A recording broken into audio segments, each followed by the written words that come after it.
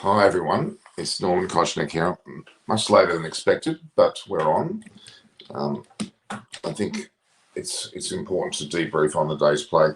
There's been a few issues technically from my side. I couldn't get through. There was a certain problem with my internet, but it's now working. But that's all right. It's late, but it's still a very relevant point. There's some cheeky little comments being made there about what my situation is, but the reality is that this is an important update to make.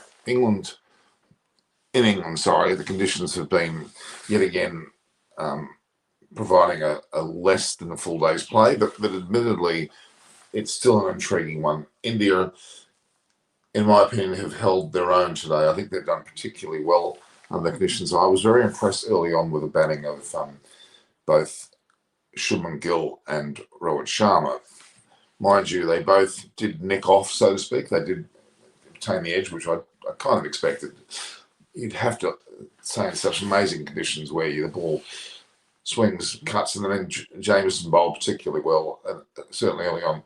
Bolt bowled very admirably. Southey wasn't at his best by any means, and I'm thinking Wagner chipped in pretty well. But the reality is Virat Kohli's batted very doggedly, very determined in his performance today, and Jigar Rahane also batted quite steadily.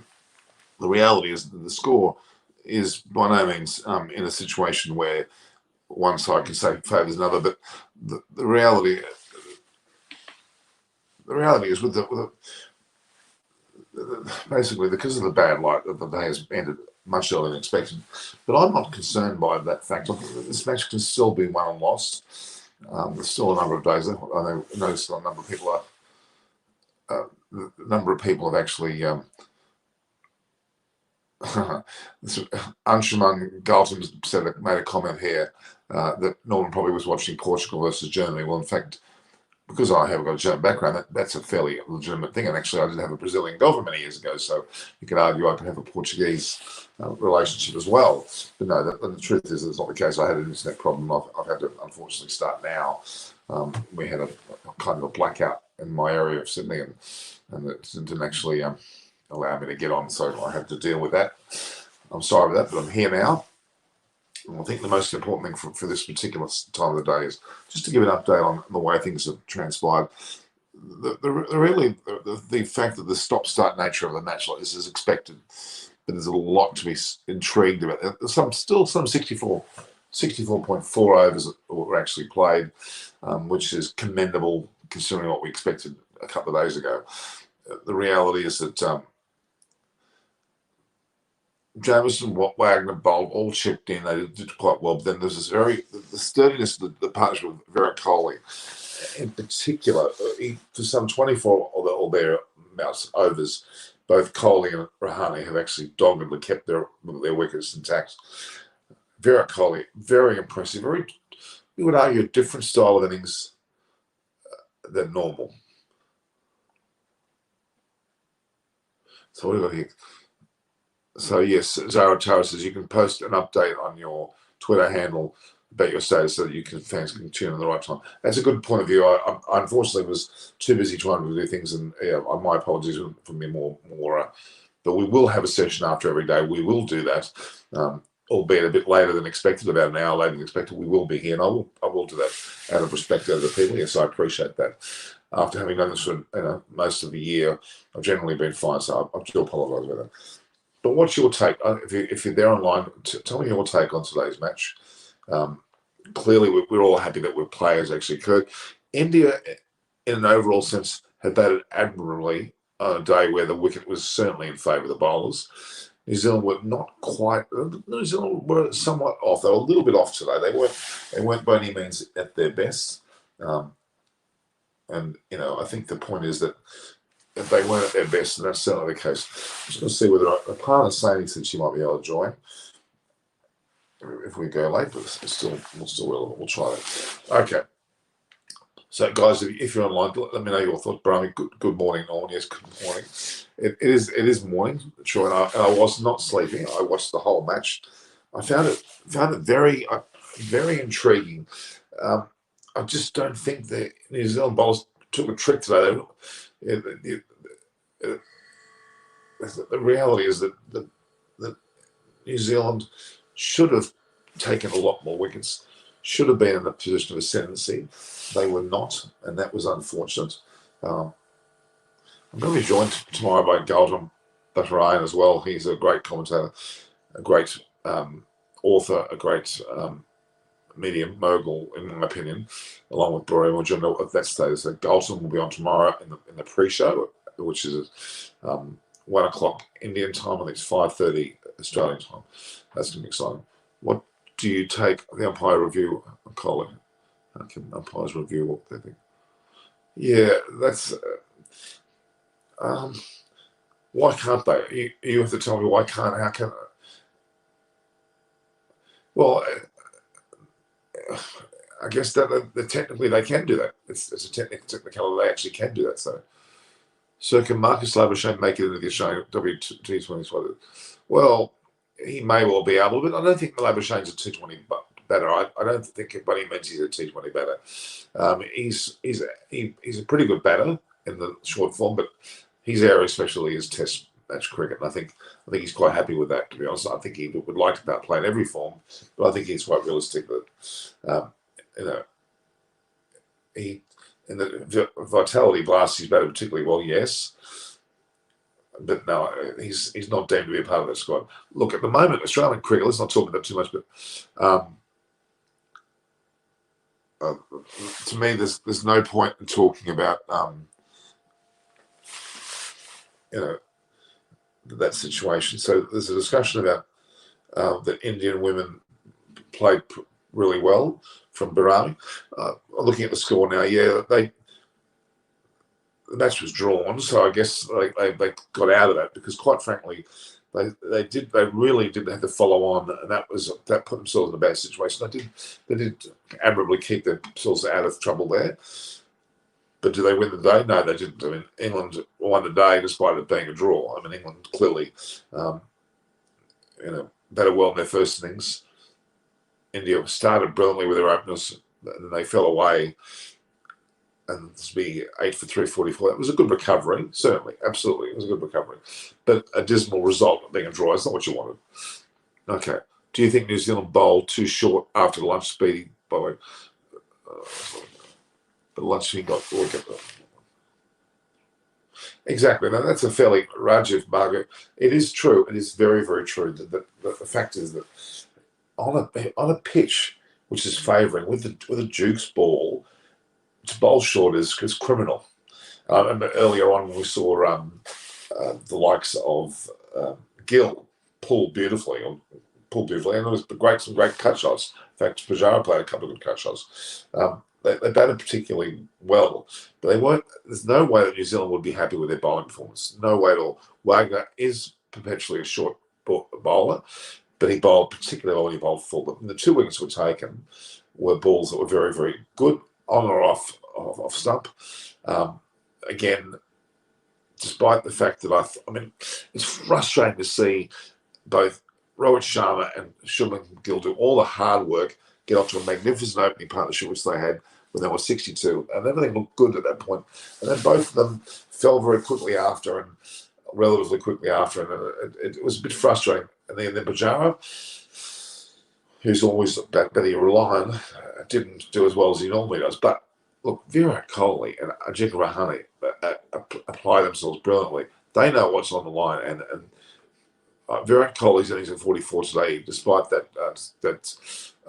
umpiring decision, is actually very, very commendable indeed. Virat Kohli at 44 could well be in position to get a half century, of course, but could well be there for the hundreds. That would be great.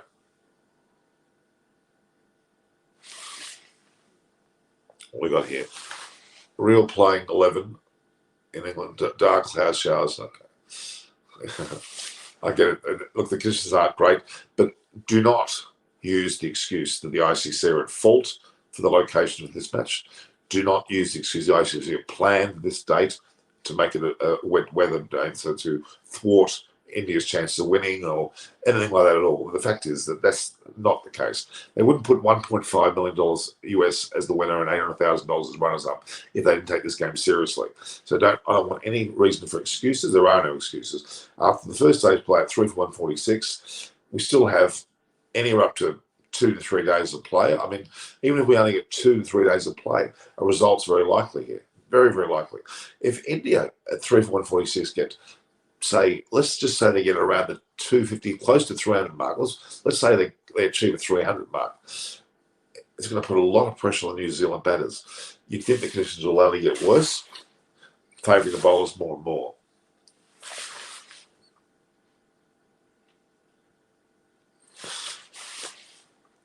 No, I don't agree with that. I don't agree with that whatsoever. I mean, it's very typical for Shane Warne to be favouring spinners and saying, that the fact is that there'll be some term and they're going to miss out, not having spinners. Look, the reality is New Zealand's best chances of winning the match were with fast bowlers. There's no with their seamers. It was the best chance that New Zealand had to win this. And the bowlers, Santner certainly was not. He's not even in the squad. Patel, even though he bowled okay in the second Test match against England, he wasn't up to scratch. And we haven't seen Rishabh punt that yet. I'm pretty sure that the Indian batsmen would have taken toll of the spinner. Even if it turned, they would have taken toll of the spinners. The reality is the best chances here are that the pace bowlers were their best chance. Well, Lunch was originally chosen at the home of cricket and moved to Southampton due to COVID. Well, that's true, and it's right. And it wasn't based on anything other than COVID.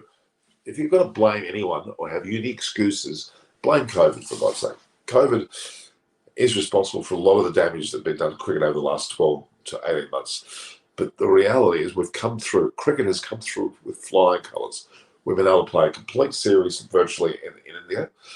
Admittedly, prior to the second or third wave of breakouts there, the IPL, some people's eyes went longer than expected, with some 29 matches out of the 60. There'll be still 31 to come. But they admirably did that. We had a magnificent test series early in the year in Australia where, in the midst of COVID in the world, and we're playing this now, we're playing some mentality blast in England, the 100, which I don't think much of. Let's get this go right. It's being played. So no, but I don't think there's any other excuses at all. And we've got a virtual first stage player, 3 for 146. In a lot of cases, that's a pretty damn good amount of cricket. 64 overs have been bowled. That's pretty damn good out of a 90-day schedule. So I'm not just counting it. India batted very well, considering. Now, the Duke ball shouldn't be used in England. That's Garrett Banker. How could you say that? The Duke's ball has been used in England forever, and it's been a fantastic leveller. It's produced some amazing cricket. Look at the way that de Grandhomme bowls now. De Grandhomme's figures, he bowled particularly 11 overs for near 23 runs. He troubled Kohli quite a bit. Kohli admirably survived. Really, the bowling has been, look, in Jamison, 14 overs, 1 for 14. Quite incredible bowling, very, very economical, very dour, very good test cricket. So the Duke's ball is a magnificent ball. Have you played with it? It's much smaller. I think I talked about it in my previous episode. It's much smaller to handle. It continues to swing throughout pretty much all the innings. It holds its shape very, very well. It's a great ball. In fact, we're using it in Australia in our Sheffield Shield level cricket, and I think domestic. It's a magnificent ball. In fact, I would argue it's probably the best ball to use. The Kookaburra ball has been used in Australia for donkey's years, and it's a good ball too. But no, I've got nothing wrong with the Duke's ball. Let's not use it. I want viewers to understand. Do not use excuses. Do not use excuses for the performance of either side, in particular India. India have done it admirably well, and it's not based on any conspiracy theories. The ICC chose the long location. ICC picked the time when the weather was bad, or ICC did this. ICC, in my opinion, should be commended with what they've done. Very, very impressive. And even the BCCI should be commended with their attempts to get IPL on. Admittedly, people argue that the COVID cases started to rise during that period, but India needed something to watch. So I think the only saviour in India has been cricket. They've had a lot of issues there, and I think a lot of Indians have been able to keep themselves positively spirited, at home watching cricket. No doubt about that at all. Look at the viewership. We've been very, very lucky in that regard. So, no, I don't want any excuses to be used for anything like this. So let's have a look further here, some commentary. Yeah, there's been a lot of discussion of the bowlers' foot marks even after the first session. there were substantial foot marks already. Now, it certainly can play a role, and it should. We have to understand pitch conditions, whether there's foot marks, whether there's deterioration, or whether there's too much green, whatever the conditions are. That's what Test cricket is about. It's playing to the conditions, surviving the conditions, and or utilising the conditions in your favour. That's what Test cricket's all about. Test cricket is exactly the word test. It tests you. It's a war of attrition. It's a battle of attrition. You need to be able to win all the little battles within the overall war. And India at the moment, I'm very, very impressed with the way they played today, because they really applied themselves well. They had plans where they batted distinctly outside their crease to try and thwart the swing, and the cut they did that particularly well. I mean, the way that Gill batted early on, Jamieson got that rearing ball, hit him in the helmet, and he survived that. And look, it's great battle, sense of battle. Jamieson bowled, I thought, particularly well, but then Gill and. We have to put into context the opening partnership was 62 runs, 62-run opening partnership on a pitch that overwhelmingly was favouring the bowlers is very, very good. Some great shots. Robert Sharma had some magnificent shots. Admittedly, got out to a ball which he could have left. And the only thing I can say to Robert Sharma, he looked particularly good. He left a lot of balls go. As I think I spoke for some time in my shows leading up to today, was the need for the Indian batsmen to let balls go, to play the balls go, let the ball go, and actually bat late, or hit the ball late, meaning hit the ball when it's well under their vision. That type of attack batting was great. They added another chap to that by batting well out of their crease, which I didn't expect. Them to do. I expected them to play more back foot, to be honest with you. But they actually negated what they believed. They had a distinct batting technique they adopted, and I think Gill certainly did, Rohit Sharma did, Kohli to an extent, where they batted out of their crease and tried to negate the swing and movement by moving out of their crease. In fact, Gill at some stage was walking towards the ball, which is almost Matthew Hayden-like, which was very impressive. But the reality is they attempted to negate that, but they still played the ball late. Even though they were moving forward, they were playing the ball late. And I like the way, I think it was, I'm not sure who, I think it was one of the commentators was talking about, when they're playing a good character about their batting was they were positioned to play the ball, but then would let the ball go. Positioned to play the ball, let the ball go. Tremendous batting technique under the conditions. They were very, very good. I would argue that New Zealand will need to adopt that same process. I mean, they've got Devon Conway, who's batted well earlier on in the series, but New Zealand have to take a bit of a leaf out of India's book. So India batted particularly well. 3 for 146 on this wicket. The downers to the bowling, and admittedly, Southee was not at his best. Southee was, they're saying he was expensive at under 3 and over. It's not really expensive, but he wasn't at his best at all. Southee was probably the difference today, meaning that if he had bowled a lot better, the score may have been different. If India were, say, 6 down for 146, you would be looking at a low score. At 3 for 146, they're admirably in a good position. And look, the partnership of Virat Kohli and Rahane was what was the partnership? It was around 58 runs. Admirable indeed. It was almost like the opening partnership.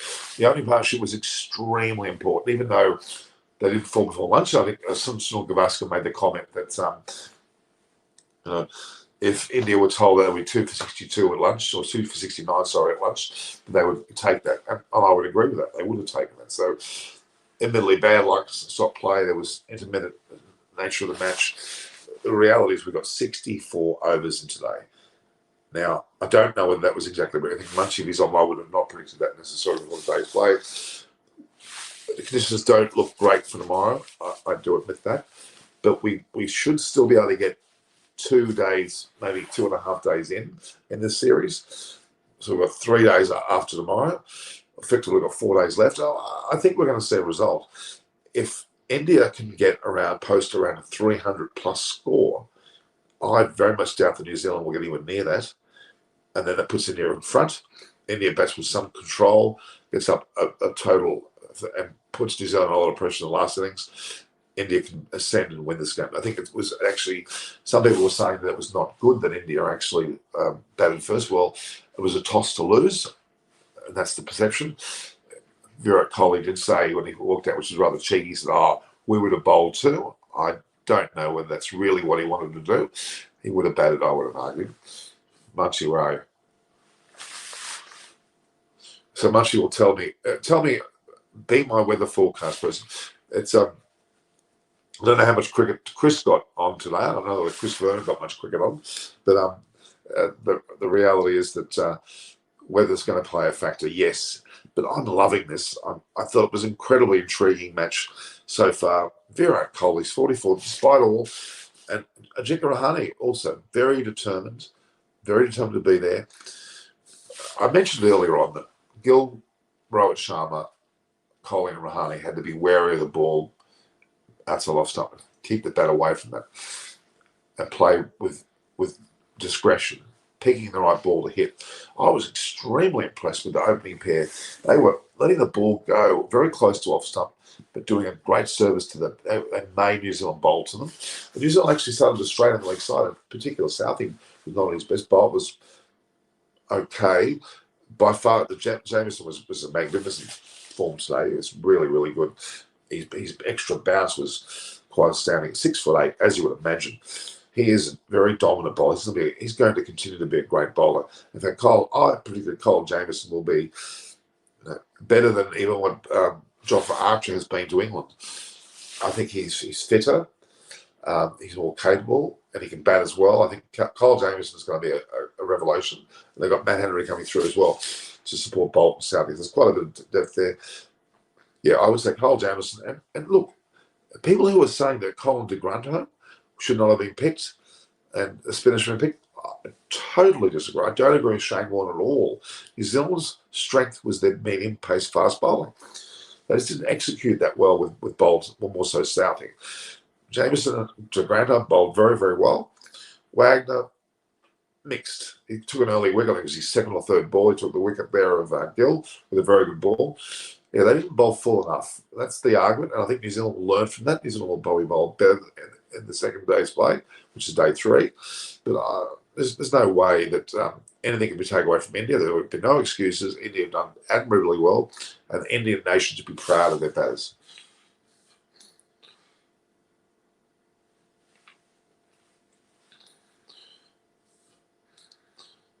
Well, I'm not going to sit here and argue that the umpires have done right or wrong in the decision. To me, that it happened the way it happened, and I'm not going to go into it. I think that these 2 umpires have been fantastic. They've some military dismissals that were challenged by New Zealand, one in particular, which was overturned clearly at the bat. The reality is, I'm not against any bowling decision. I'm trying to make my viewers aware that you should not use excuses. India have done admirably well. They've handled the conditions very, very well. There's a seriousness to the Indian batting. I'm very impressed with that. Admittedly, the run rate wasn't magnificent, but the bowling, despite it not being New Zealand's best, was still majorly difficult. The ball was hooping, moving. There was a lot of difficulty out there. That was the bounce the jammers were created was outrageous. That ball that hit Gill. Oh my God.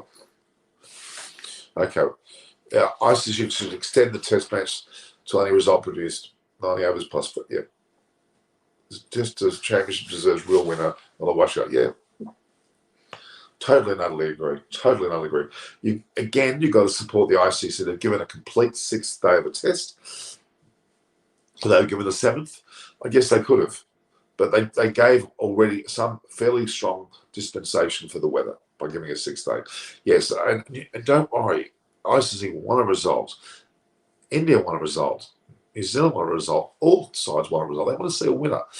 And for anyone to think that it's not that case, if India get up over 300, they can apply enormous pressure to New Zealand. And New Zealand are going to find it very difficult because even the Indian bowlers will have learnt from watching the New Zealand bowlers bowl and will know the importance of bowling full. They've got some great bowlers. Bumrah at his best. Sharma, who's one of the best in these conditions from an Indian perspective, is Sharma's accuracy. Then don't discount Ashwin and Jadeja. Now, I know Shane Warne said that New Zealand should have picked a bowler, spin bowler, and made a mistake. You can't make a mistake when you haven't got a good enough spinner in the first place. I noticed that Williamson did not bowl one simple over. Now, Williamson is a capable bowler, enough to be able to have been used today if they so wished. Now, India have done very well, and let's not discount that fact. Now, a lot of there's been some great comments. Virat Kohli leads India's resolve on conditions of out of it. So the fact is, you need to take the pitch and the conditions out of the equation when you're discussing this match, because you can say, oh, it's the pitch, it's the conditions, the weather, the ice, and everything. Take that out of the equation. Kohli has actually made that very clear, and the word Virat Kohli's resolve. Now, this is the making of Virat Kohli. There's a lot of discussion.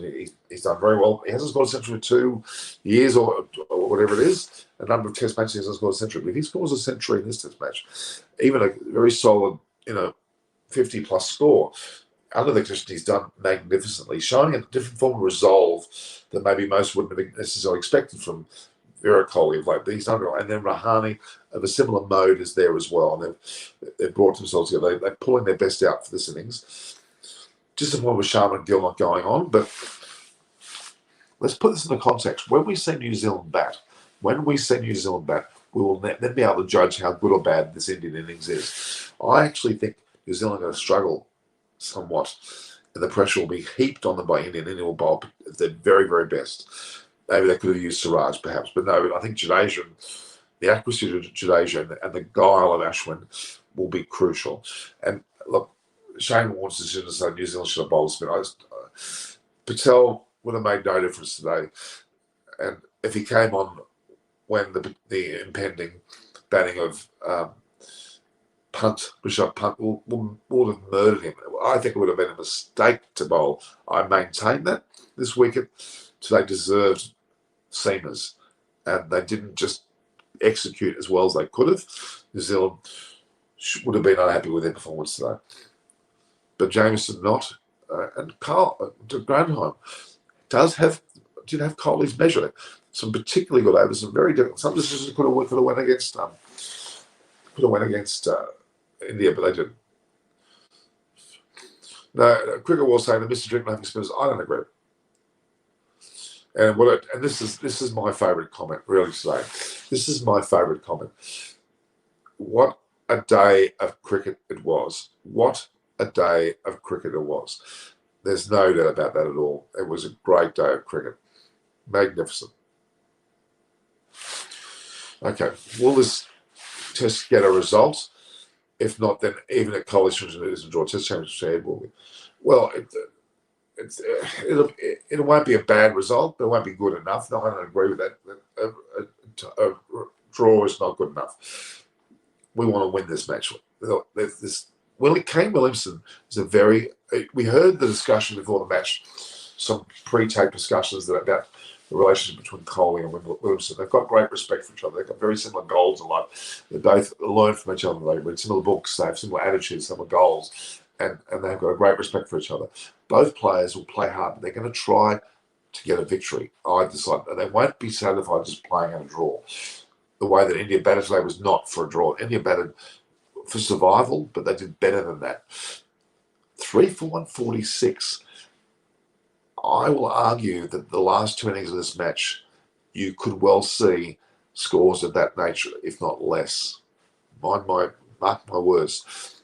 India persists with this and gets anywhere near 300 plus. They've got themselves in the box seat, and they can heap lots of pressure on New Zealand in minimal time.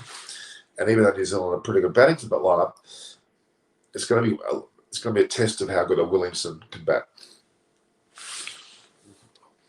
Oh, Shulman Gill looked fantastic today. He really did. But he got out to a ball that he shouldn't have. It's very difficult. I expected Sharma and Gill's neck off very early. I really did expect that. I thought they would lose their wickets. Not because they're poor batsmen, but the bowling conditions were immense. Overcast conditions, great swing of the Duke's ball. It was a perfect day for New Zealand to take a lot of wickets. And Southee was just off there. He went off the field at one stage. I think he came back late from lunch. Something wasn't necessarily right with Southee. he was the key Southie, and he didn't perform that well. He was the lackluster performance today. Cole Jameson again, I thought bowled very well. So to get a 62-run opening partnership on a batting surface like that, in the conditions, the overhead conditions like that, was admirable.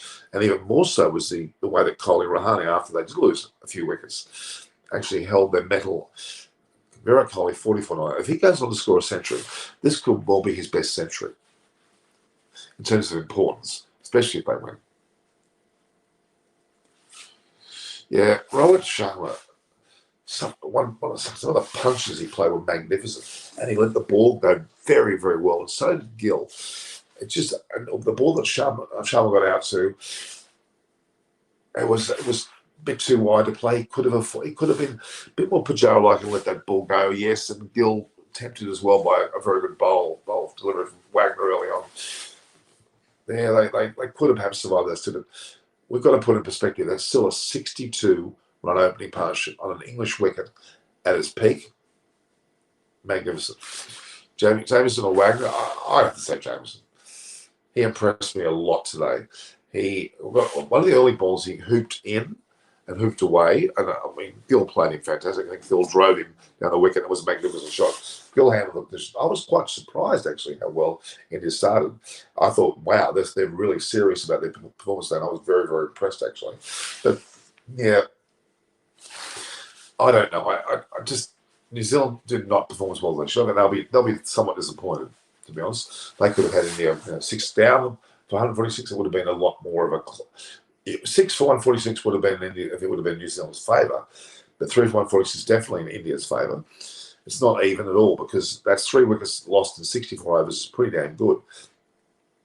The reality is New Zealand need to bowl well early. Hopefully they're going to get some time tomorrow. If they do, they have to bowl well.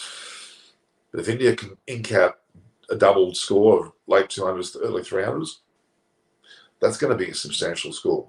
Mark my words, New Zealand will struggle to get anywhere near that score unless they apply themselves exceptionally well. India can just be free and absolutely go for it in their bowling. You would argue that Sharma, Shami and Bumrah at their best can bowl very well, but then you've got the Jadeja Ashwin factor, and oh boy, I don't care what conditions you throw up for those two, they can do very well. New Zealand didn't give any freebies.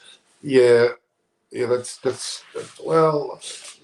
not about how many freebies they gave the Indian batters, because the Indian batters back with particularly awesome, very good shots. It was more it was a fair degree of leg side, a fair degree on the stumps bowling. They didn't bowl the channels that well. They certainly didn't bowl full enough. They bowled relatively short under the conditions. So New Zealand bowled, say, 6 out of 10, maybe 7, probably more 6, for what they should have been expecting to bowl. Kohli's a wily man. I agree with what you see as Kohli was in good form and looked to fire. Yeah, he certainly he made very measured innings, very, very measured. With a platform of 44 not out, everything goes in Kohli's fashion. We can see him scoring a century. But the overall team will probably not get more than 300 because of the conditions are in favour of bowlers. Again, a 300-plus score in the first innings is massive. I mean, 400 is massive, but in these conditions, 300-plus is massive. If New Zealand get on or around or less than 200, that gives India 100 in front. They go 150 in their innings at 250. Very difficult to score 250 on the last days in this Test match. Day 6 for that matter. It's a day 6, which is day 5. Don't forget that we've still got 4 days of potential cricket. Admittedly, the rain doesn't look good. Pity that there were a few more overs today, but 64 overs out of 90. I'm not totally unhappy with that at all. Let me just have a look here. Something other statistic that I could talk about.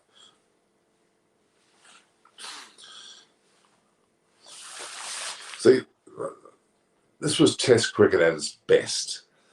A dour performance, good tight bowling in general. Don't underestimate de Grandhomme. The lack of pace, but the accuracy and a fair bit of movement and swing. He was invaluable. He bowled particularly well. Look at him. Look at his figures. He was literally a run a ball. No, he was 2 runs a ball, sorry. believe that was for 23. It's quite amazing. He bowled 6 maidens. In fact, Colin Jameson bowled 9 maidens.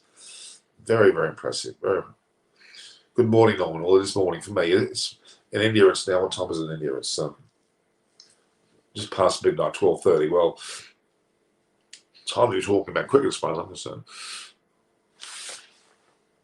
Yes, it is true. They did disturb the rhythm of the bowlers, and it was a distinct plan. And their batting coaches and their batting unit should be commended for that. It did take a bit of guts to do that. I would argue I would have probably have batted further back in the crease and batted late to get as much time to play the movement of the ball. That's probably what I would have done. India decided a different technique would be more on the front foot, out of the crease.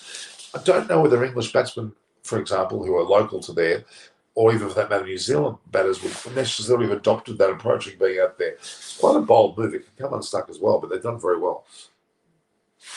Moment of the game, Southeast catches one all catching. Yeah. Oh, that was a magnificent catch. It was a magnificent catch the Thursday. If you go back to the replay of that, he caught it with both hands, and he was very, very, very relaxed, took his time. The great vision of that, actually. It was a magnificent catch. So easily not gone to hand, and it would have been the luck that Sharma would have needed, but don't discount the fact that Rohit held that very well. Oh, we've got an update on Chris Vernon.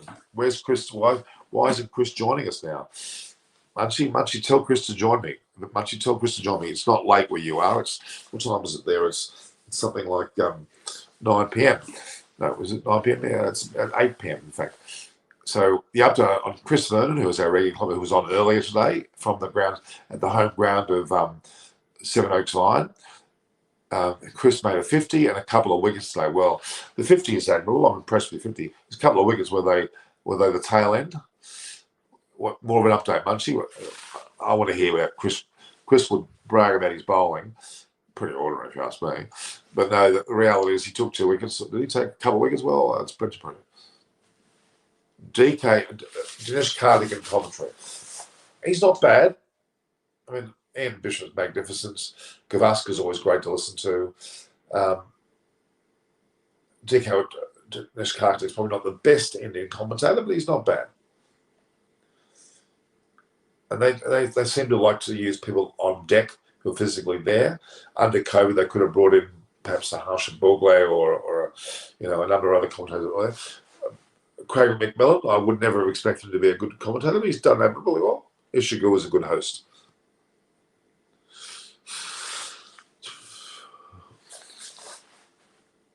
Yeah, Pujara can't keep like, well, no, he didn't do well today, but invaluable batting performance. When Pujara was on song, he is.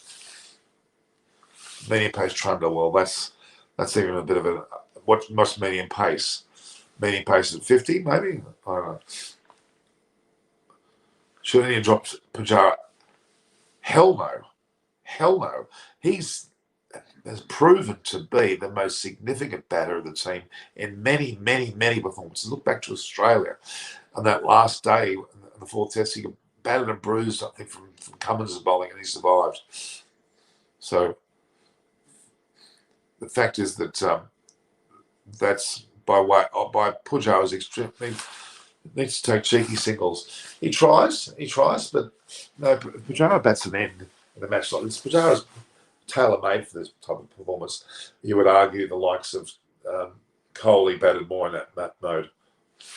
What do we expect from Punt?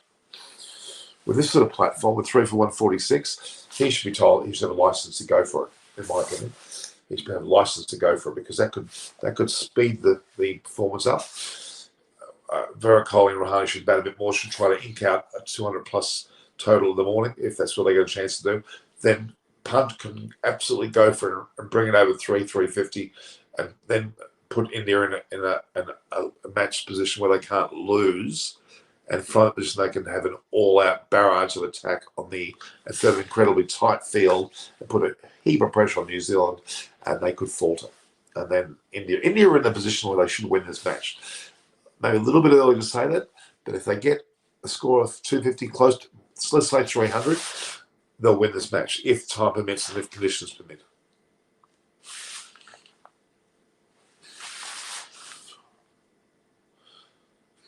Okay, at this point in time, it looks as though the comment here we've got from HT is about Tim Payne, about his captaincy after the game. Well, Gabba was pretty ordinary all round. He didn't play that as well as they should have, but India played particularly well. The reality is at this point in time, there is support for Tim Payne to be both captain in the Afghanistan one-off test in Hobart and the full Ashes series. It does look like Tim Payne will stay in that position. I don't think they're going to change it. Justin Langer, well, his coaching hasn't been fantastic, will also stay. There's a bit of stability there. They need that. Even though Tim Payne is probably not necessarily the captain for the long term, they're still trying to find that next captain. Of course, they can revert back to Steve Smith. Clearly they can. But I think the new batsman's yet to come. I think, in fact, mark my words, guys, mark my words, Jason Sanger, give it 2 years, maybe less, 2 years, will not only be in the Australian side, but could also be the next captain. Australian under-19 captain did very, very well against the match the Indians, a lot of aspects when they had Prithvi Shaw and Gill and the like. Next captain. Okay, let's have a look here. What was this comment? I think Munchie brought a comment a minute ago. Where is it? Munchie. Seven Oaks Vine, 6 for 273. Bromley, 9 for 198. Chris says he's knackered. What? He can't open his mouth and talk? It's 5 in the morning here, and I'm up. Knackered, my foot, a lazy bugger. I'm sure you did well, but I would like to hear what he scored. You would argue that 9 for getting a team. Well, they're in front. Is that the end of the match, or is it extended the next day? Maybe I record that. Is it extended the next day? Much you find a bit more about the match. Is it going on the next day, or where is it heading? India should be able to make 350 plus depending on the time. I don't think they're going to want to bat that long to score 350 plus, to be honest with you. I think the match may dictate terms where, unless they expect to only bat once, then maybe you're right. At the moment, even with the score being 3 for 146, if they can get around the 300 mark, that's going to be huge, I believe. Okay, what's your take on Colling? No, not at all. I think they've batted under the conditions particularly well. They can now launch the situation. If Punt had gotten in, he may have attacked more, granted, but I think the batting of Coley and Rahane is needed. They are probably trying to look to bat once. Ideally, if they bat once and they can put a heap of pressure on New Zealand, get New Zealand for less than 200 score, then they can go close to sending New Zealand in. I'm not sure the cut-off point of the follow-on, but they can really put some pressure on New Zealand. India are in a position now where they have the best chance to win. They've done well enough to go a bit further on. It's a 50-over game, so the game's over. Okay. All right. Are there any photographs that Munchie asked Chris? Are there any photographs from today's match? It'd be good to be able to see them. I wouldn't mind seeing them. I would like to see more of his games.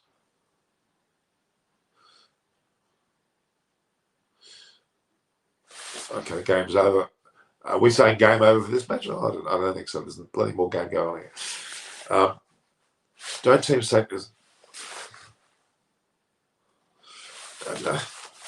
No, you can't. New Zealand played very, very well for a long time.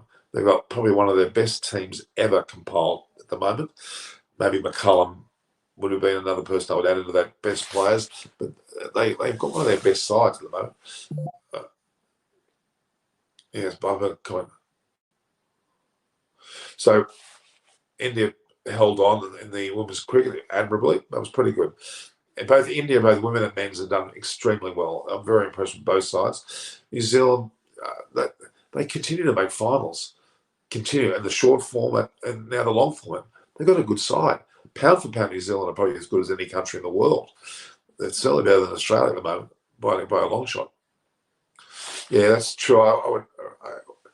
I really thought we were going to look for something special today. I thought we were going to see a 100-plus opening partnership, and we were going to see Sharma get a century. It would have been magnificent. It didn't happen, but it was because the conditions were not that favourable. A 62-run opening partnership is almost a 200 partnership on other wickets. It was quite admirable. You watch. Conway Williamson, maybe Taylor. Except for those, I think New Zealand will suffer a little bit. And they have got a relatively long tail, haven't they? They got a longer tail than India have. India's Jadeja and Ashwin are crucial additions to the batting side. De Grandhomme is he's an X factor. He's an X factor today. He was virtually the best bowler they had other than Jamieson. We've got to remember De Grandhomme, pound for pound, is a great player. He's right out of the E in both of them. Maybe Ben Stokes' way of playing. I like the way he plays. He can bowl and bowl. De Grandhomme can bowl, but bowl well. He bowled particularly well. Yeah, we've talked about this already. No, I don't think it'll haunt New Zealand. They had 5 very good bowlers, and 2 of them bowled particularly well today. 1 or 2 of the others probably could need to pick up. They bowled full. Look, if New Zealand come out next session of play and they take 4 or 5 wickets quickly and then you're allowed to listen to 200, well, you might be saying how good New Zealand's decision is. I think that it's not about not picking a spinner. It's not about that. It's about the quality of New Zealand spinners at the moment is poor. Sander, we're not even in the squad. Patel, left arm, would have been very suitable to some of the Indian batsmen. I don't think they would have been troubled by the spinners, especially now that they're batting second, New Zealand, and then they're batting first. It would have not been a benefit at all. After Ashwin, there were 3 number 11s, though. Well, their batting's number 8. That's 1 more than New Zealand, 1 significant more. New Zealand's lower order is pretty ordinary too. So I don't think it's where. I think the match can be won by the batting of Punt, Jadeja, and Ashwin. But it's been helped at the moment by the upper order batters who've done, I would argue, better than I had expected. I expected the Indians to have lost more wickets. I expected more players to be nicked off early. I would have expected them to be a lot less a total. But they've done well. They've got to now just finish it off, scoring 300. The 300 marks are pivotal. They can psychologically get 300 plus. I'm talking about that now, Joe. I'm talking about exactly now. The fact is, a 300 plus top amount would be great. I just don't think you'll get much more than that, but that's okay. The way England were batting, Bangladesh would have beaten us. Yeah, I'd say that New Zealand shouldn't be taking that form to be too acceptable. And Patel, he got 2 wickets. So what? He didn't bowl well enough to make me feel like if anyone bowled well enough, it was probably Matt Henry. Perhaps safe to claim. Patel, something, he should be in the side. No, New Zealand have not got a good enough spinner to have warranted selection. And that doesn't take away from the team. Their attack, 5 bowlers, 4 seamers plus De Grandhomme, who probably bowled the best. It was a very good attack. And New Zealand should have bowled better and they would have had more wickets. And India definitely deserved the form of ascendancy on this today. If they had got another 50-odd runs, it would have been even more conclusive. If New Zealand would have got 2 or 3 wickets, it may have tossed it their way, but it didn't happen. New Zealand did not take any more than 3 wickets in 64 overs on a deck that would warrant more wickets. Most teams, I actually don't think the next 3 innings will see more than 60 overs of batting for each team. No way. Teams will not bat more than 60 overs in the next 3 innings. That's my prediction. I'm pretty convinced India get more than 300. New Zealand will struggle. Despite having a pretty good batting lineup, they will struggle. As long as India bowl to their best, which they've got 5 of the best bowlers India can produce, all in the one side. Don't forget, this is the first time India have had all of these 5 players in the one side. Having the likes and the abilities of Sharma, Bumrah, and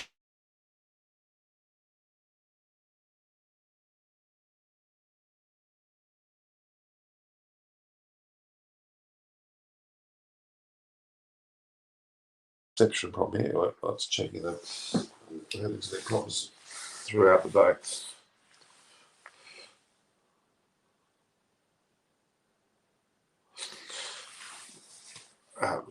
That we've seen Alan Collins on commentary today for Sky Sports, winning a seat on the contrary.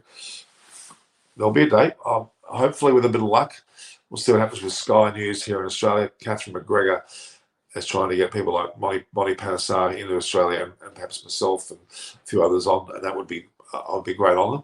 But I've done a bit of well, not commentary, but a bit of news reporting here in Australia on Sky Television throughout the summer. You never know. Thank you for the compliment. Vivek, I'm not accepting this comment. You've said that you don't know why they're having the final England. Well, yes, I do. It's the home of cricket. The home of cricket. Lords is the home of the ground, which is the home of cricket. That's where they're meant to play. That makes a lot of sense. It makes a lot of sense. Maybe the weather's not perfect, but it makes a lot of sense to have had it there. Where else would you have had it?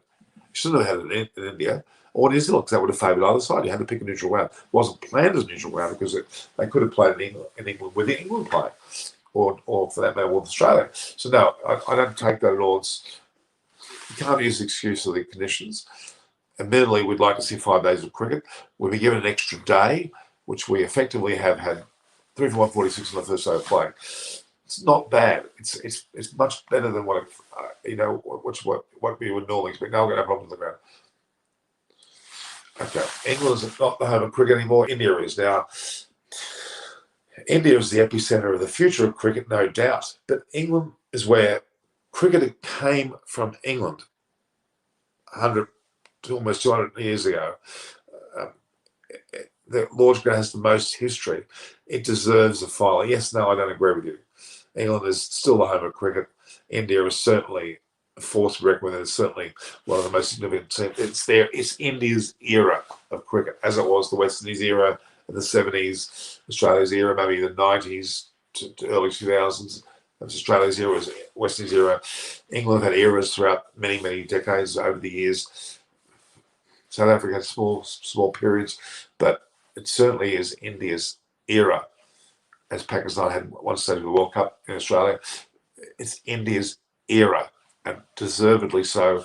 The management is making emphasis on the IPL. IPL is absolutely phenomenal. I've got a lot of time for the IPL.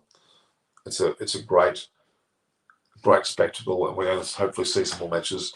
It has given cricketers a future, not just to play passably. They've played very well. Now, I think India's done a great job with what they've done with cricket, but you can't discount England, New Zealand, Australia, to an extent South Africa, West Indies. They're all important there as well. Sri Lanka, Pakistan certainly are too. Sri Lanka certainly can do a bit better than what they normally will win. If, as I've said already from the beginning, if India score anywhere from close to 300, the 300 benchmark, India will win this match. If time permits. India will win this match. They're out of this vicinity. New Zealand have done pretty well, but India have done better today. Definitely India's done.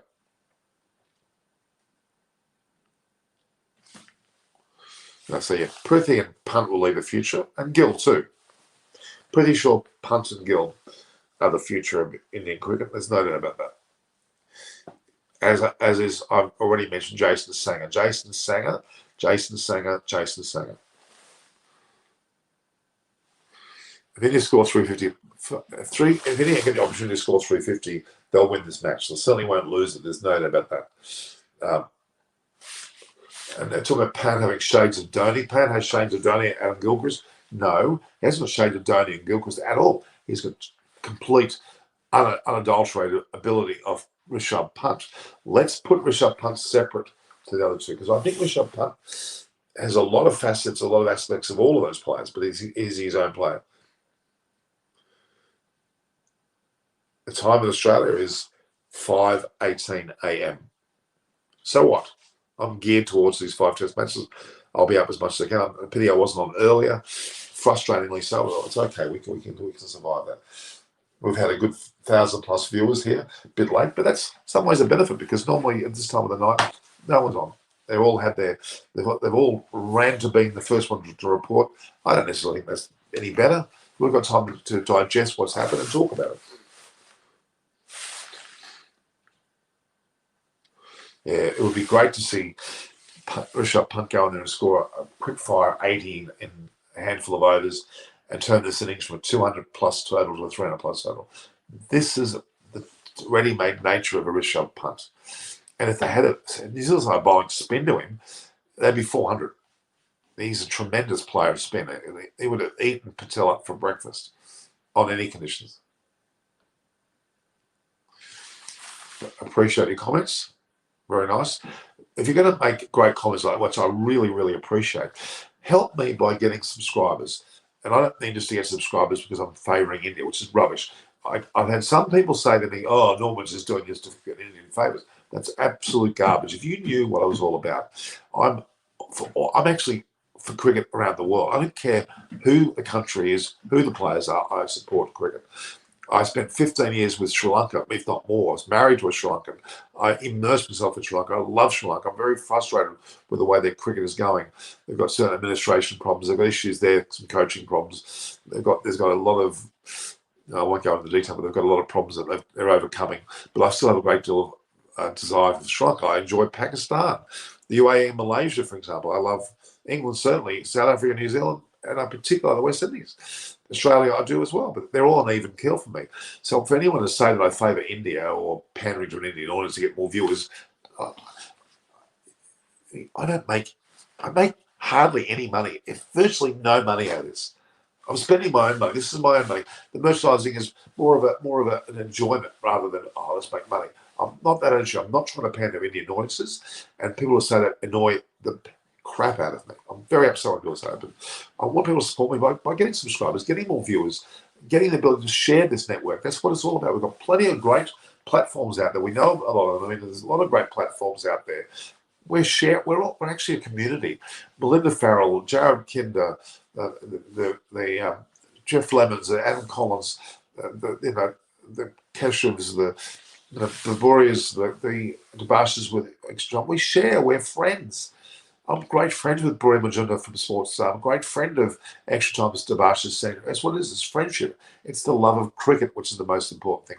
Share and make our platforms grow so we can help share cricket. Look at this. I've got Steve Ward's book here. Magnificent. I paid for that myself. I didn't get it for free. Surprisingly, Aparna, who was my co-host, when I went there, she got her book for free. I was a bit annoyed. I paid for mine without money. India's low. Let me go. Where is it? India was coming at lower order. Where was it? Near lower order come. But Magnus is coming. Sri Lanka didn't play badly. Okay. There's been a lot of focus on this match. Let's be honest. There's focus on the match. This match is the pinnacle, and I'm unabashed, without any regrets. This is the match which is important to me, not because of who's playing, but because of the significance of what it is. An ICC World Cup Test cricket, the World Test Champions, the inaugural World Test Champions. And look, ICC recognised that, putting 1.5 million US on the table, 100,000 US as well. Good on them. I'm applauding ICC for this.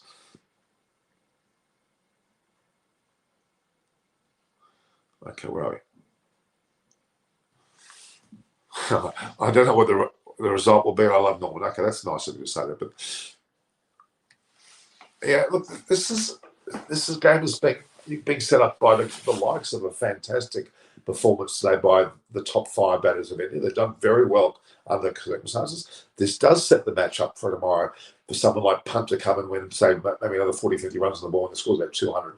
To turn that 200 into not 400, but into a 300 plus total. And then to see New Zealand go into bat with heaps pressure from the greatest 5 bowlers. This is probably India's greatest 5 bowling attack, I would argue. Siraj certainly tried to force his way in. Siraj couldn't get in. Siraj took 5 wickets in his last major performance in Australia before the England series. No, this is India's best bowling attack. Best players, best bowling attack, probably ever. You would normally talk about Indian sides and how their batting side is the best ever when you look at Ganguly, Laxman, Tendulkar, Sehwag. Back in those days, they were the best. That was one of the best batting performances. But you never talk to the bowlers the same way. This is India's best bowling attack, and the batters have stood up today and have looked particularly good again and again. The 62-run opening partnership, from Gill and Sharma will probably not be repeated by New Zealand. Not that Conway and Latham aren't good enough. I think the Indian bowlers are going to gain ascendancy, and you could well see Ashwin open the bowling. Who knows? Throw a bit of a spanner into the works. Be interesting to see what happens in that regard. Be quite exciting, actually, I think. All right. We've gone just about an hour, and I feel like I've gone for 5 minutes. I'm really pumped, guys. We're going to go as long as you want. You keep asking me good questions, I'll keep answering. Okay? So, what do you think, guys? What do you think about this? Well, are you excited? I mean, I was just riveted every ball of today's match. And no, Barami, I didn't sleep. You cheeky bugger. I did not sleep. I just simply couldn't get on earlier. But I'm here now. I'm here at 5 a.m. How could I be not? I could be sleeping. I'm not sleeping.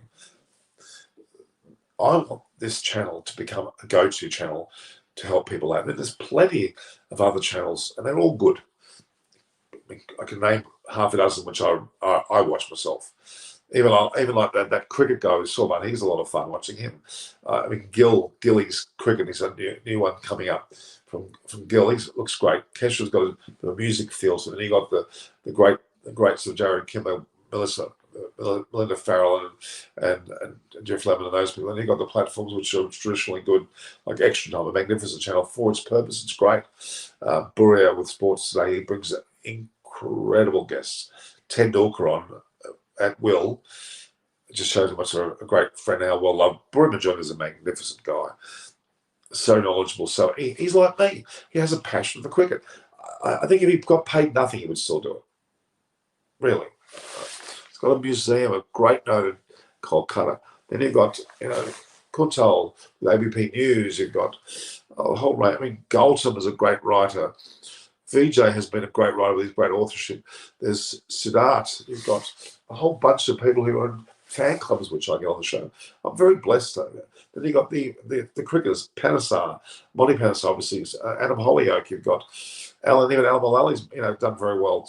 You've got an English contingent of Chris Vernon and Simon Willis, magnificent. David Graven. I couldn't get more excited about those guys. So blessed to have met them and have dealt with them. It's been great. What about tomorrow's weather? Can we put a big umbrella over the ground or something? Can we put it instantly? You would argue, and I know this is not cricket, it'd be nice to just erect a huge tarpaulin or a huge cover. It would be great to play. But then it wouldn't be cricket, would it? We wouldn't have the wind conditions. We wouldn't have the weather conditions. Let's not forget back in the days we had timeless tests. I know I keep bringing back to that. They didn't have wicket covers. They didn't cover the bloody wickets. They played in uncovered pitches. The diabolical amount of rain and the mud heaps that they played on. They still play. They play when the ground used to be muddy or whatever, it had hardened up, and the pitch became a diabolical mess of undulating height and seam and what have you. And then Sir Donald Bradman gets a batting average of 99.94. How good was he? How good was he? I'm afraid no one will ever be as good as Sir Donald Bradman. We mustn't forget that. The best batters in the world who go anywhere near 60 are like stratospheric. With a Tendulkar or a Smith or a Callis when he batted all. So they got that 60 mark, but Donald Bradman got 99.94 and won 4 runs in his last innings would have got him a batting average of 100.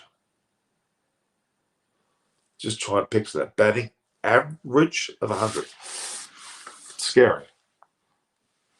How the old ball might react on the pitch? Well, the Duke's ball is a long-lasting ball, I must say, and I would argue that you'll probably see that, that will do very well. Modern cricket is better. Yeah, it's better from a lot of ways, especially the way that we can be more mechanical. Yeah, fair enough. But I think old cricket should not be forgotten. You would pick Ponting ahead of Bradman at 3. No.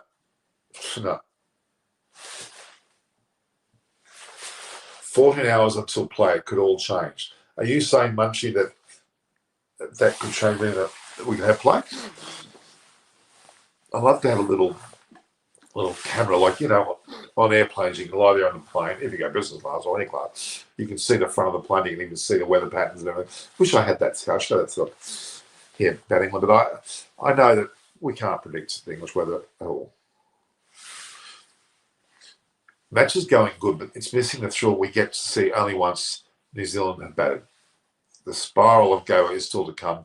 Today's just first start. A lot's to come tomorrow. These days. Yeah, totally. You're right. There's a lot of twists and turns here, but India put a very good account for themselves early on.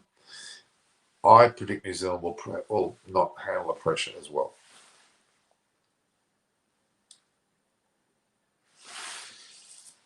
Yeah. Ponting was great. There's none about that. So was Steve Waugh. So was Alan Border, Mark Taylor. All great captains. India is definitely playing better cricket. New Zealand played good in patches today with Jamieson and de Grandhomme. Bolt was okay. Wagner had moments when he took the wicket, for example. Southey was most disappointing. There's something up with Southey. There's something up. He went off. He came back onto the field late after the first session. Something's not right there. I don't know what exactly is wrong, but there's something not right there. I guess he was either under the weather, whether he had an injury, I don't know, but I think he wasn't 100%. There's something wasn't right there.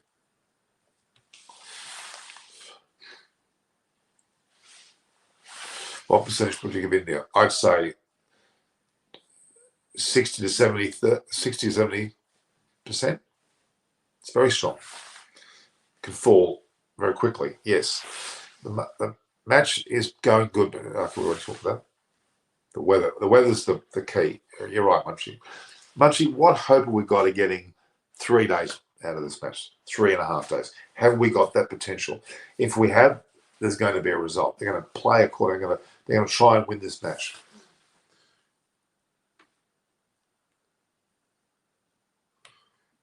I'd like to know that point. I'd like to know what you think about that. Okay. No, Pratham Chavan, with all due respect, we could have played on the moon. It's not relevant. UAE, yeah, but it wouldn't have been. UAE is not the go-to place. I'm sorry. Everything seems to be going there.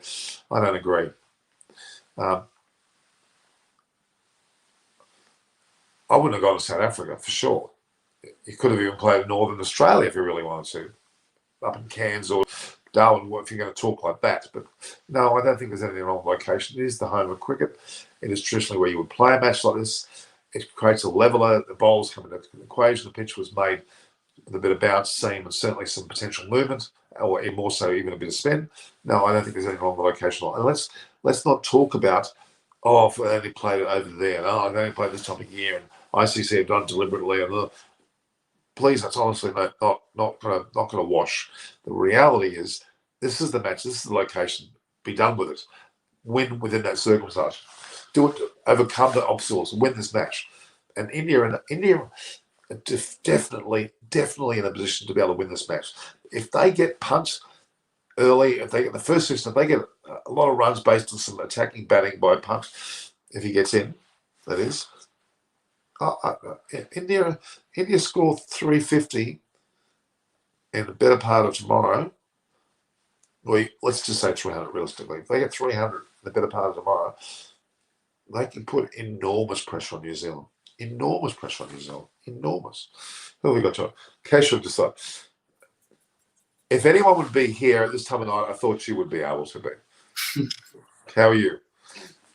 I'm good. I didn't expect you to be live at this time. Well, I did not fall asleep. I was meant to be on at 3 o'clock. That was my planned time.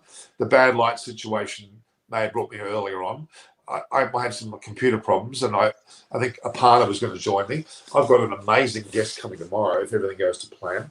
I've got a very senior Indian journalist who doesn't normally come on these platforms, and he's very impressed. I've had communication with him. He looks like he'll be on the pre-show tomorrow. I'm not going to mention. I can say Galton is his name. Galton Bhattacharya. He's from based in Kolkata. Probably one of the best writers in India, I'd argue. Fantastic man, a great gentleman. He's a very special friend of mine. I had VJ on early today too. VJ Lakapali came on. I saw your show. Did you have your shows? I had with a friend, and also Gurkirat Gill was there on my show. Who, sorry? Gill. Yeah. Good stuff. He's very good. Yeah, he's pretty good. I hope his channel, Gilly's Cricket, takes off. He's very good. He's already very polished. I love him a lot, actually. I mean, Keshav, I want you to know that we're creating a media family. That's my concept. There's yourself, there's Gil, you've got Naresh, you've got a whole host of the senior Indian Gellers, players, other, the Joe Kimbers, the Melinda Farrells, the Adam Collins, the Jeff Lemons. We're a family. We don't. No one's in competition with each other. I mean, Debashis with extra time, Boria with his time. Even though some would say there's a bit of competition going on, there are too many people in the world who love cricket to worry about audience size, to be honest. What was your take on today's match?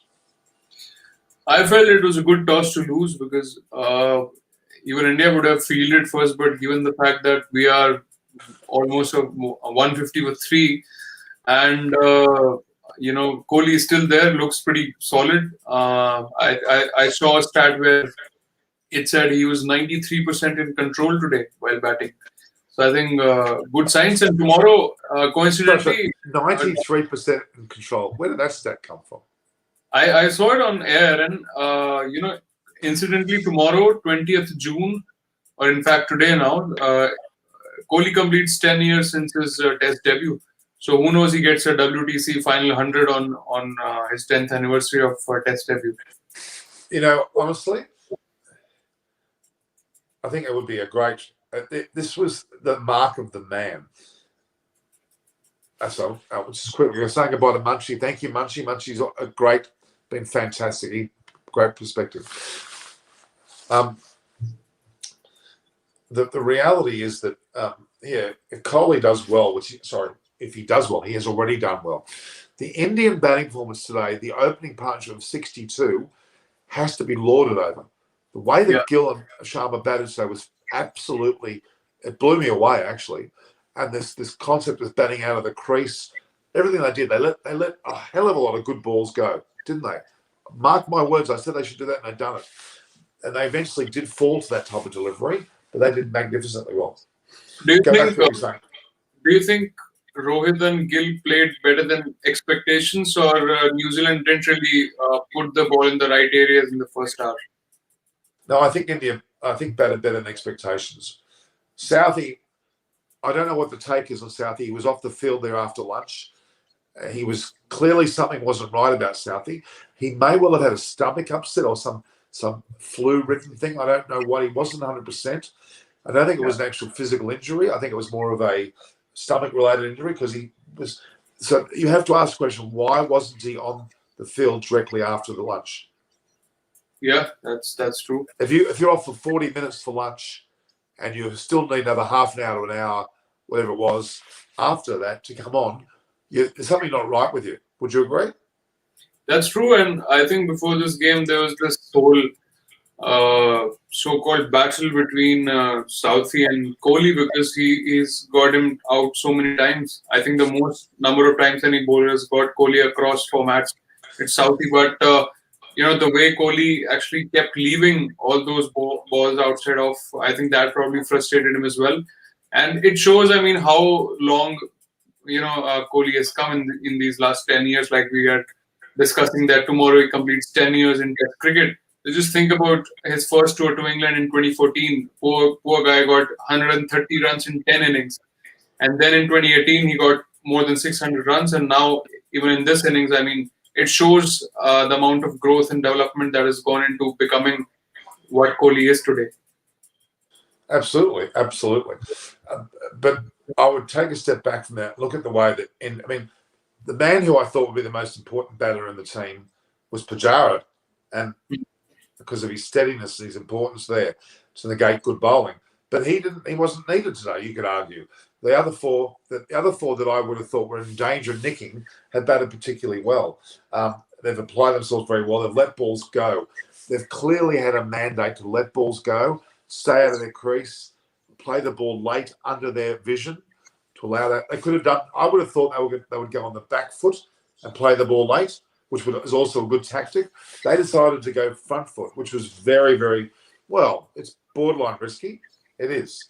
Yeah, just look at Rohit's dismissal. That ball, if he would have gone for a full throttle drive, he could have got another boundary, easily, because that's Rohit's game. You don't really see that sort of dismissal with Rohit where he's half-minded whether to go for it or whether to leave it, because I his actually, attacking.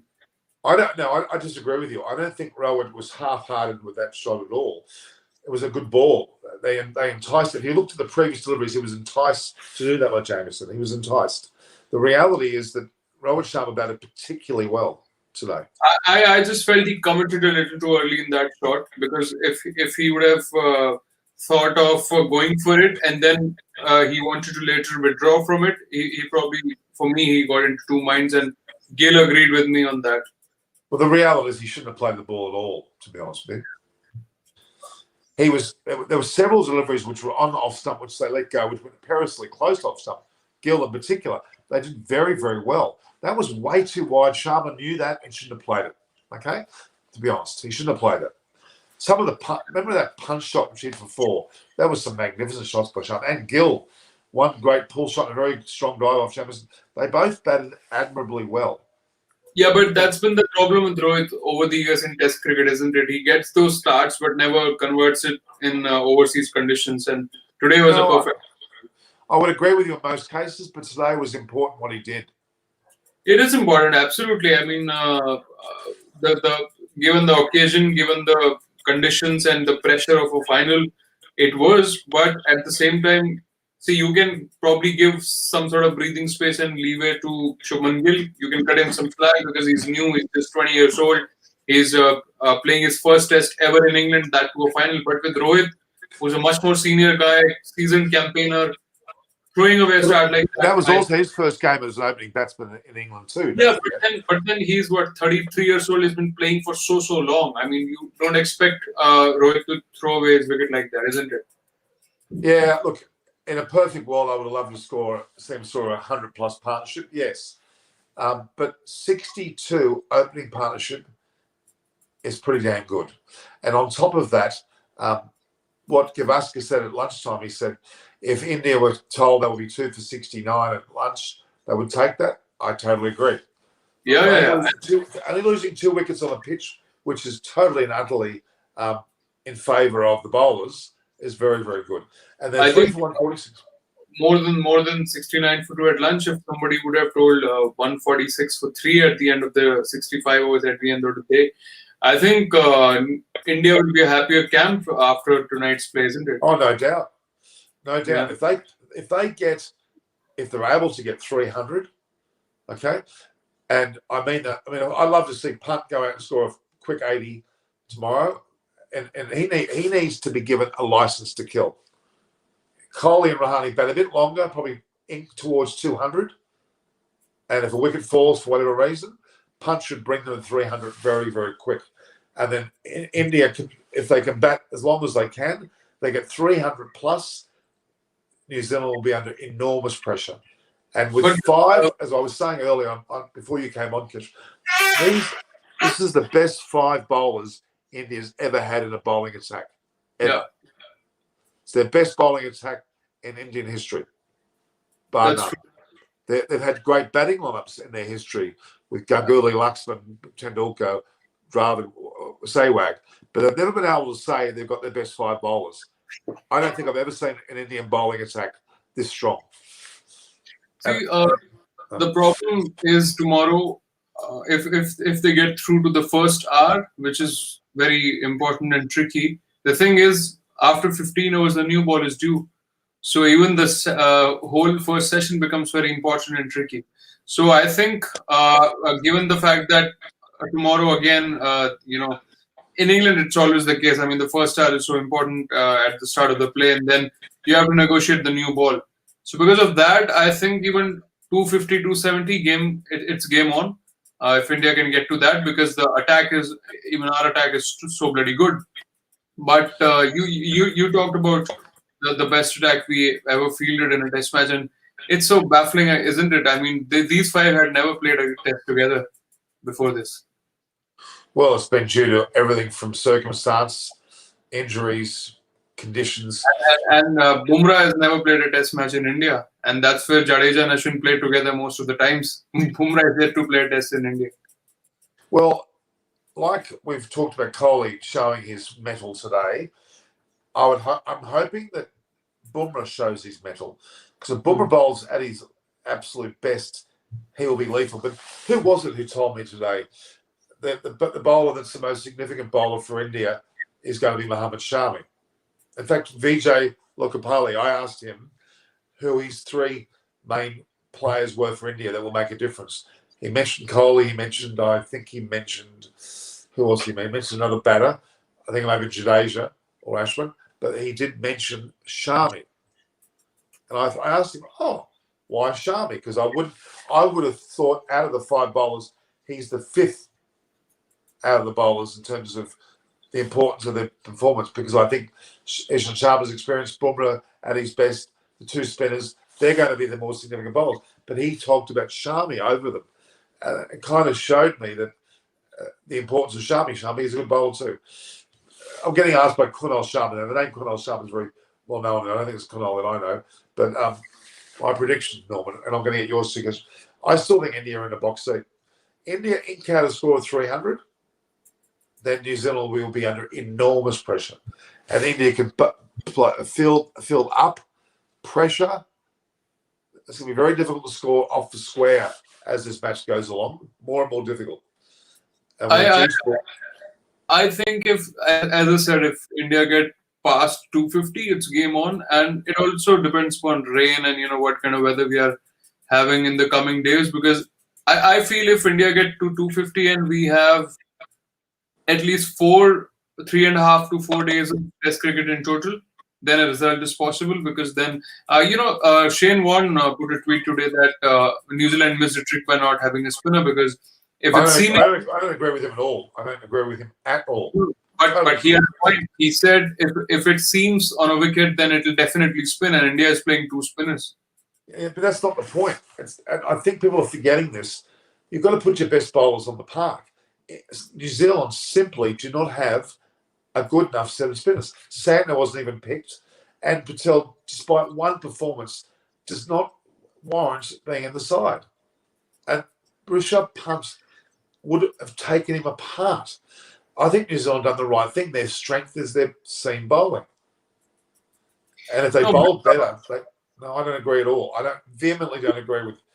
In the case of England, England should have played spinners. Yes, okay. And those two teams, spinners were more a part to play. But New Zealand have the five bowlers they've got on deck today, including de Grandhomme, are their best bowlers. By the way, we talked about the opening partnership. So this was the first time since 2007 that Indian openers played more than 20 overs in England. Well, that says a lot.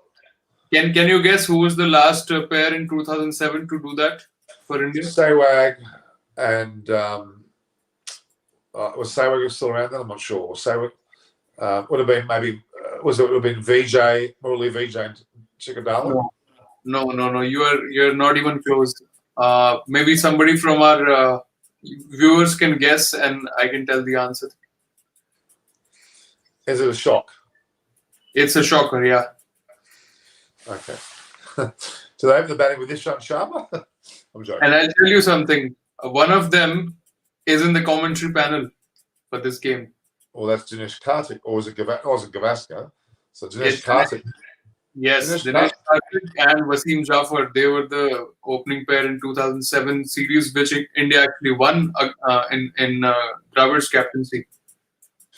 Well, that's not exactly notable, is it? I'm sorry. I mean, maybe I wouldn't get too excited about that stat, even though it's right. Amarjeet Singh. India opened the batting with Dinesh Karthik. That's and Amarjeet gave the right answer as well. But hang on, who were the mainstay opening batsmen around that time? Sehwag and Gambhir, but they were either injured or they were unavailable. Wasim Jafar. Amarjeet Singh got that point. Sehwag and Gambhir was not right, but I would have gone more that. Okay, we'll put Jadeja and Ashwin have an impact on this wicket. Absolutely. Huge impact. What those two are going to do is also control. They're going to put enormous control on the New Zealand batters. New Zealand batters will be frustrated. They're going to get out either to them or out to I reckon, let's say India put on 300 or get close to 300.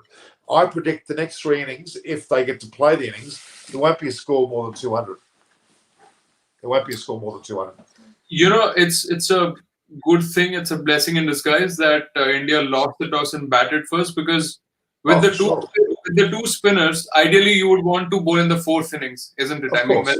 When the pitch is doing a lot on the 5th or 6th day in this case, and you have 2 spinners in your arsenal, you don't want to be bowling them in the 3rd innings. So India will get to bowl now in the 4th inning. So that's another good point for us. I mean, but I did. If ever there was a lie detector test on Virat Kohli, was at the toss, because he was asked the question, "What would you have done if you won the toss?" And he said, "I would have bowled as well." Lie. Actually, sometimes it's a tactic that captains use, that they try to make the opposition captain, they make him feel that you took the right decision, because that's one trick of getting into someone's head. No doubt, but that was a lie. That was an absolute lie. Oh yeah, I would have bowled too. Yeah, it's a great answer to throw them to deflect everything to the other player. But that was discussed about an umpire's decision today. You know what? I don't want to hear excuses about an umpiring decision, about the conditions, about the ICC picking England, about the weather, about COVID, about this, about that, not enough practice. That's all irrelevant. At this point in time, there are no excuses. Even if rain does win out, it's not anyone's fault. The location.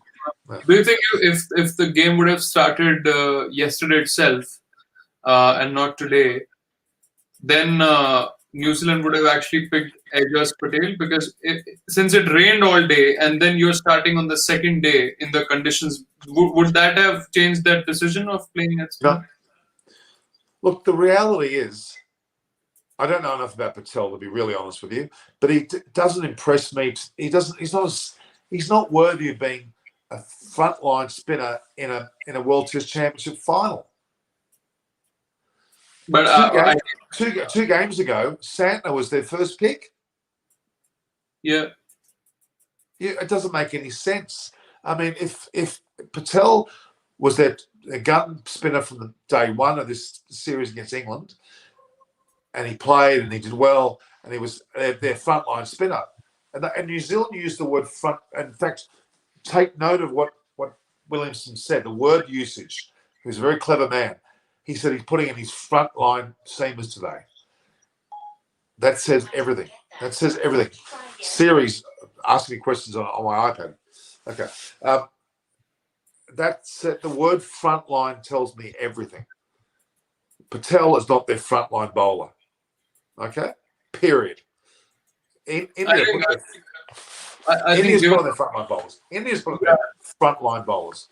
Yeah, I mean, I think given the opposition, they would have thought, since it's India, it's not England or South Africa who have these conditions at home. It's India, so let's put 5 out and out pacers. India would have been chopping at a bit to face Patel. All the top 6 batters would have charged him and hit him for 6. And in the first 2 overs, he'd be none for 30 and he'd be out of the attack. Mark my words, they would have eaten him up and spat him out. Oh, that would have been a disaster for New Zealand. Honestly, they're lucky that he's not there. Look at the way de Grandhomme bowled today. De Grandhomme bowled. He was their 2nd best bowler. Do you think, given the fact that we have lesser time in this test match and even in the days to come, there will be rain, so you will lose over. So there could be sort of a premature declaration from India if they don't get all out? The only reason why India are going to bat as long as they can for this first inning is because they won't have to bat again. That's the key to this. I think if they get 300 plus, they won't have to bat again. That's what they're going to be aiming for. That's the best scenario for India not to have to bat again and have New Zealand on the defensive from ball 1. Because if India get 300 plus, New Zealand have got no hope in hell of getting anywhere near that. Okay, and if they could be out for 120, 150, right? If they are out for the total like that, they get sent back in, and New Zealand have got enormous pressure. Enormous pressure. I think for India not to bat again, 350 is a minimum because you can't expect New Zealand to get bundled out for less than 150 at least. So uh, if No, India, I agree with you. I agree with you. Okay, I agree with you, but it'll help their cause to be over 300. Put it that way. yeah, I mean they will be ahead in the game, but at 300 you can't really expect to just play one innings and win by another inning. So I think that way I just thought, what if India wants to declare early and make use of the conditions to bowl at New Zealand? Like if they're not getting all out, so maybe declare at 320 for 8 or something, not waste many deliveries for the tailenders to bat. No, Maybe like I can see that being possibly the case. Possibly, it's going to depend on a lot of factors. But India have got the game to win now. They've done well enough on the first day. Maybe they could have done about 51 shy of a great day, but they've done well. 65 overs were played today. Right, that is a very good amount of overs on any first day of a match. Let's be honest, it's only 25 under a normal day. I think that's a pretty good effort. I would have liked them to. Bad light stop play. Bad light stop play. It wasn't even rain at stop play, was it? That annoys me. Bad light. Let them put the bloody lights on play. Bad light. I mean, for God's sake, bad light's irrelevant. We are in 2021 and still bad light stops test matches in this day and age. You can just imagine. Well, the lighting wasn't good enough. Is that what they're saying? Was lighting? The lighting was on. So they take a reading at some point of time, and then that's the benchmark. And later on, whatever they got the stupid meter. I mean, I reckon both teams would have said, "Yeah, let's keep playing." That's the decision. They should have the light reader, okay, and they should say, both sides want to keep playing, play on. I know the batting side, all the batting sides to be asked is to go off. I don't think Kohli and Rahane would have wanted to go off. No, see, if it's bad light, I mean, why not use the floodlights then? You can always do that. Exactly. No, exactly. But yeah, still, we can't complain. The day was pretty full of action. Let's be honest. There was some very big. Tomorrow, the forecast is also slightly better. Well, tomorrow's probably going to be the worst day, actually, of all the days to come, which is positive. Very positive. Actually, today we are already in Sunday, so. Oh, okay. Yeah, today. I should say so. Yeah. Not in some parts of the world. We're not. Not in England. We're not. Yeah. Actually, you're technically wrong because in England, where the game's being played, is still yesterday. Yeah. And we've got to. I guess we've got to pretend that we're in England rather than in India or Australia because we're not playing the game here. Yeah. So I wish we had one more reserve day. One more reserve day. That would be nice. I wish we had had 5 reserve days because in ODI finals it's a one-day game, right? So you have another reserve day where you can restart the game. So if there was no result, then you should have had 5 reserve days where you can restart this test match. I don't disagree with you, but I guess there's got to be a limit to what happens because of the scheduling that goes on with matches. Otherwise, we'll be here for a month of Sundays finishing matches, and you can't imagine they did that in the Test series between India and England. You'd have them going through to November. I'm joking, of course. My God, we've got so much cricket going on this. We've got 5 Test matches coming up between India and England. You've got the World Cup, you've got the IPL, and then the Ashes. Oh my God! Even right now, Norman, there's West Indies versus South Africa going on. There's PSL going on. So much England women. That's such a good test. I saw that match. Yeah, I mean that was admirable that India kept the draw, but it was a bit of a schmozzle, really. Yeah. And so many debutants did well for India. Yeah, but England still smacked them with their first innings. Let's not forget. I mean, India survived well. I'll give them that credit. But England were the better side. Yeah. No absolutely. doubt. So there's this comment. He says Jadeja should be promoted, but why? I mean, Pant comes next, and then it's Jadeja itself. So I don't think there's any need to promote him over. I mean, look, Kohli and Rahane will play the first hour to 2 hours as they've been batting steadily, ink out of 200 total or thereabouts. Then let Pant and Jadeja go crazy. maybe we can. Maybe you could argue they could do it earlier. Maybe, but they haven't got enough runs yet. They get over 200, 3 down, 4 down, then they can go. See, Norman, I personally wouldn't expect a lot of runs from India in the first session tomorrow. Like we are 146 for 3 right now. If we got to like just 200, if we just add 54 more runs in the first 30 overs, I'll be happy without losing a wicket or at least max 1 wicket, because as I said, the first star will be crucial. But once you get through the first star, you have to then face a new ball in 15 overs time, and then it's crucial. Can you imagine Rishabh Pant facing the new ball? He would love it. He would love to come to let the new ball come to the bat, but the conditions, like if it's anything like today, look at the amount of swing that Southee, Jamieson, and all these guys were getting. You know what? It's not going to bother Punt. He will just adjust. I'm not sure because he'll take 2 steps down the wicket and smack Southee over his head. Let's not overestimate, because he hasn't played a lot of Test cricket in England. He played 1 or 2 tests on the last tour and nothing else. And that tour was also happening in August and September when it's very dry, not in June conditions. I'm sorry. I have a very strong belief that he's going to do really well. Oh, and what if he doesn't do well? Then what? I'm still not worried about that, because his attitude is what we need. You need Punt to be on fire. And if it works, it'll be the best cricket you've ever seen. Again, Adam Gilchrist-like. Would you have told Adam Gilchrist to be steady on the no? Adam Gilchrist scored magnificently with Langer on Bell Reeve Oval in Hobart. Yeah, against Pakistan, I know. It was at Launceston. I can't remember the ground, but it was shocking conditions.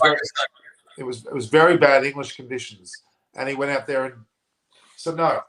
But Norman, you got to agree that if Gilly would have played the conditions as well. I mean, if the condition demanded for him to be there with the tailenders or just play that steady kind of role, he was capable of that, and he has done it as well so many times. Yeah, but no. Gilchrist went out to bat every time I wanted to hit the ball out of the park. Don't worry. See, but you have to curb your instincts, isn't it? Just like today, how Kohli was doing. He had so many boundary balls, but he curbed his instincts and he just he thought of big picture. That was a captain's knock. It was a captain's knock. But the opening, both Gill and Sharma batted with a great deal of aggression today. They were attacking. Absolutely. I actually. But they chose the ball. But they chose the right ball to let go. I was so impressed. They got out that way, okay, but you expect them to get out that way at some stage. I expect them to be nicked off, to be honest with you. Is it going to happen? I didn't start watching the game on time. I was a little busy. So the moment I tuned in, India were 41 for none. And I was surprised. Honestly, I was surprised. I was a bit worried. I was very impressed. I was very, very impressed with our pair. They batted. They deserve to be there. They are the best batting combination to open the innings now. If they bat like that, look, if they get batting punches of 60 and 70 every time they play, that's magnificent. And I'll tell you something. Looking at how India batted today, I think Joe Root and Chris Silver would be concerned for the 5-test series that's happening soon. Absolutely. It's about attitude, though, with India. It's about attitude. Now, this is a match where a lot's at stake, and they've got the right attitude. Okay, when the 5-test series, admittedly, that's important too. I think they're going to. India will wane through that series. They'll have a bad day. Don't worry, they won't have it all perfect. They'll have a day where they'll have an absolute shocker. I'm pretty sure, like they did in Australia. If India wins this Test and WTC final, I think that will take the confidence to another level, and then they'll be unstoppable in the England series. They'll start overwhelmingly favourites then. I would argue they're pretty close to it already. But anyway, they've done very well in the last 2 Test series, haven't they? 3 tests. Was it 3? Yeah, 3 tests. No, 2 Test series. They're pretty much at the level now.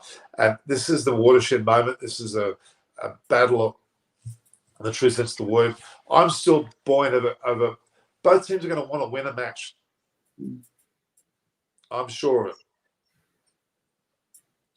And I think the pressure's on New Zealand. New Zealand looked a little bit strange today. They looked a bit nervous. They looked a bit hesitant. Yeah, and the biggest testimony of the fact that they looked nervous and they were not at their best is that first review which Williamson used, which was completely yeah. And usually New Zealand is good with reviews, so it showed that they were under pressure to get a wicket. Absolutely. I mean, look, their go-to bowler today before the start of play and in the start of play was Southee. Yeah. He took 6 wickets in the match 2 tests ago. He was the one they were throwing the ball to, saying, get us on track, right? Bolt was also there. Jamieson was not necessarily expected to be as good. He bowled particularly well. He will be the difficult bowler for them. The way that de Grandhomme bowled exceptionally well. Better than any spinner would have bowled, I'm sorry. And I think Virat Kohli had difficulty hitting de Grandhomme, but a spinner he would have dispatched. I think India would have seen those New Zealand-England tests very closely and seen the dismissals, especially how Southee got them out. And they would have learned a thing or two from that because if you remember, all these guys, Sibley, Crawley, they were going for the shots against his swing. And today, Kohli was actually leaving all those good balls as well. So it's all about, curbing your instincts and looking at the bigger picture that, it's not necessary to just go for every boundary balls. Sometimes a good leave also shows a lot of positive intent, isn't it? I mean, to me, Virat Kohli is constantly improving himself, constantly. Yeah. The most impressive thing today was the way the Indian batters had made batting decisions about batting out of their crease. Yeah. That was quite bold, actually very bold. That they certainly negated a lot of movement from that purpose. I would have probably tactically gone back to give them more time to play, which is traditionally the way you do play. But they were very bold in their decision. It was a large risk. Let's be honest. Except for Pujara. Yeah, Pujara probably. Well, Pujara, you're going to have to rate. Look, Pujara doesn't always get big runs, but he's certainly a large. He doesn't have a great record in England. He averages 27, 28 over there. Yeah, but someone was saying they should drop him. Never. Pujara should never be dropped. Absolutely not. Yeah. He is probably every team should have a Pujara. Every international cricket team should have a Pujara. Even if he got just like 8 runs today, but those 55 balls that he played today, along with Shubman and Kohli, I think that was also an important period because just think about if he would have gotten out early, we might have been 5 down today. Oh, I think he would have been all out. I think if New Zealand would have gotten confidence from getting early, if New Zealand took 4 wickets in the first session, it would have been close to all out for India. The fact is that pitch today was diabolical. It was moving all over the place, hooping. Did you see the ball? The ball was, as I described it, hooping in, hooping away. It was seaming. It was bounce. Oh my God! It would have been a disaster to play on that. You have to put that in context. 3 for 146 is virtually 3 for 300 in some performances, really, in terms of the significance of the batting. Yeah, I agree. I was surprised how bad the bowling was in the first hour and how well India batted. But do you agree with the second comment that this guy made? That New Zealand didn't have a 145 plus bowler. They should have had Lockie. No.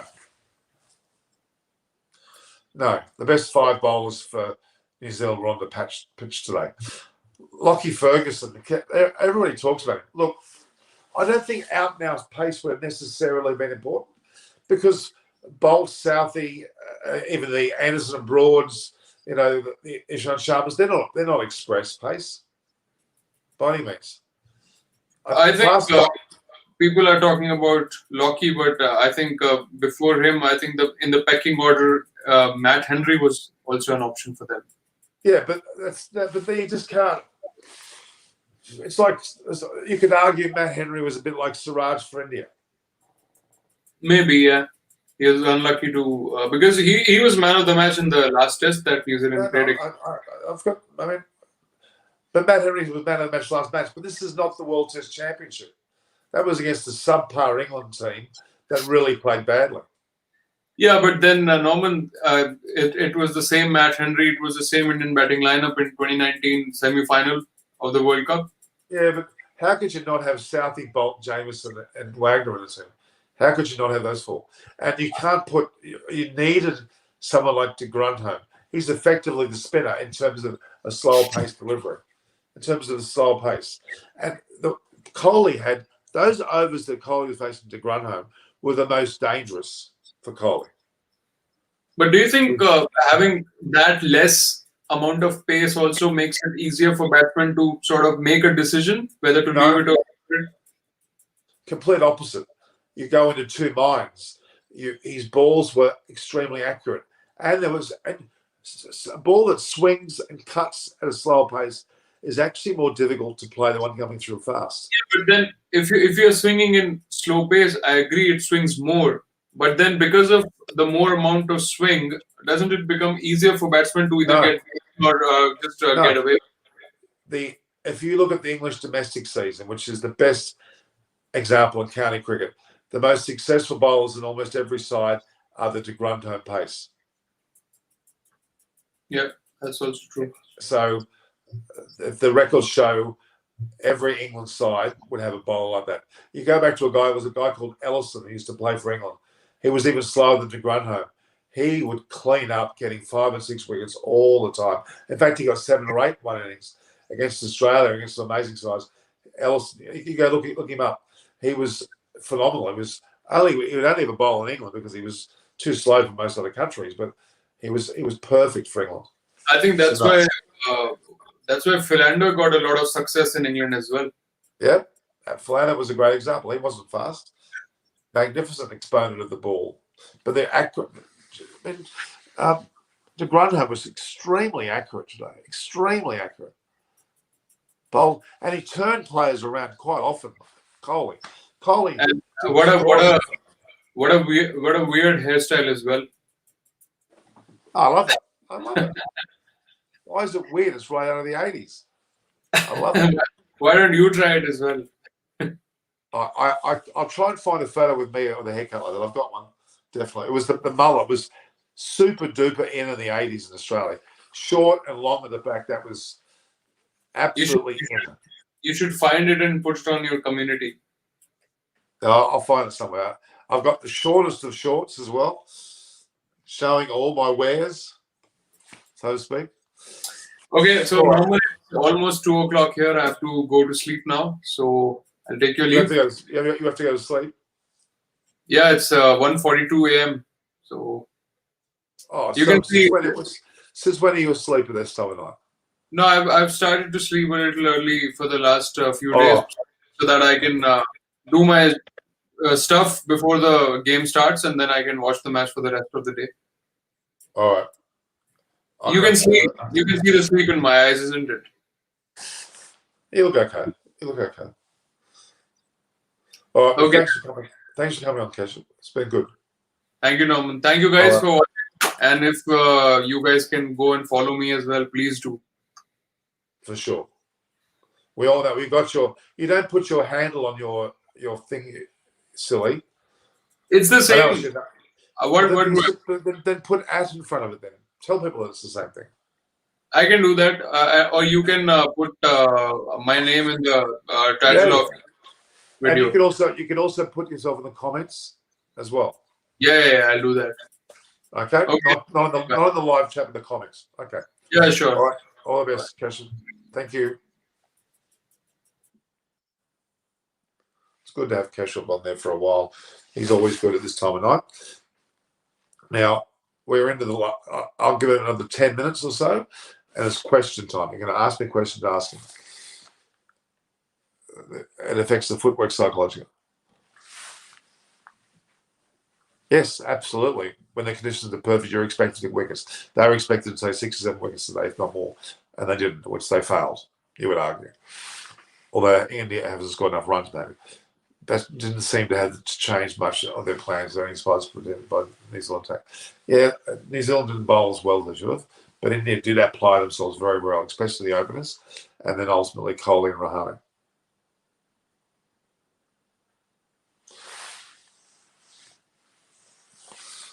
Okay, so that's certainly a great set of comments there. All right, guys, fire away if you ask more questions. Fire away, ask some questions. I'm here to ask questions. Otherwise, we're going to finish the session. To ask questions. Okay. India will win only if they score 3+. I think that's right. No, I'm not in England. I'm actually in Australia, in Coogee Beach, Sydney, Australia. Eyes on Cricket. Shimon, if you haven't, I hope you've subscribed. Please make sure you subscribe. I mean, that's right. I'm in Coogee. What score should India declare to feel safe?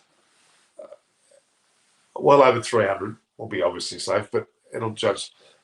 I think 300 will be enough. I don't think any of the next 3 innings up that will be anywhere near 300. They'll be probably borderline 200, if that. In fact, I can see that New Zealand could be out for a very low score if India apply their bowling and put huge pressure on them, and then they could be in a wickets can ball very quickly on this wicket, very, very quickly. So the minimum score, I think they've got 146 already. They score 300. They've got more than enough runs. They could have enough runs to win the whole match for one better batting performance. That's what I think. Very much the case. So that's what I would say. Anyone else got any questions? Just looking at the last. Oh, okay. Any other questions? If you don't ask questions, we're going to run out of questions. We'll finish up, guys.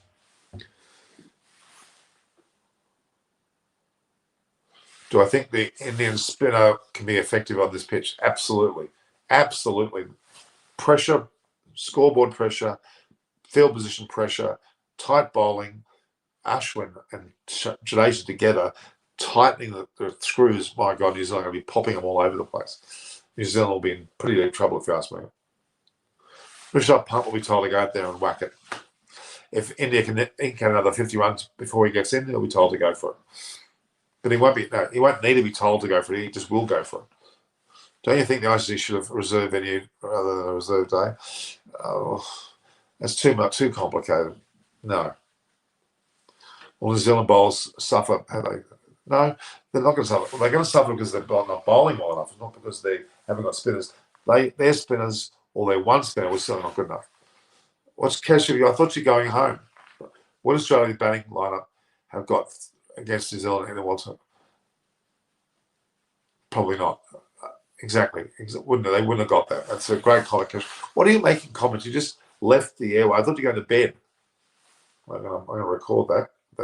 A man that said he was going to bed is still making comments. How bizarre! I don't make comments here. I make it in the comments not the live show, the after. We should have to wait till it finishes.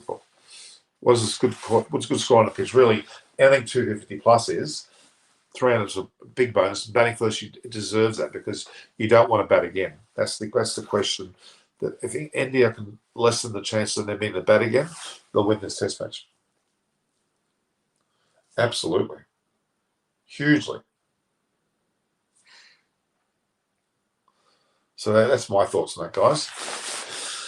It's now 6:18 a.m. in Sydney, and the sun hasn't come up yet, but it's not well. The sun, it's probably overcast and cloudy, but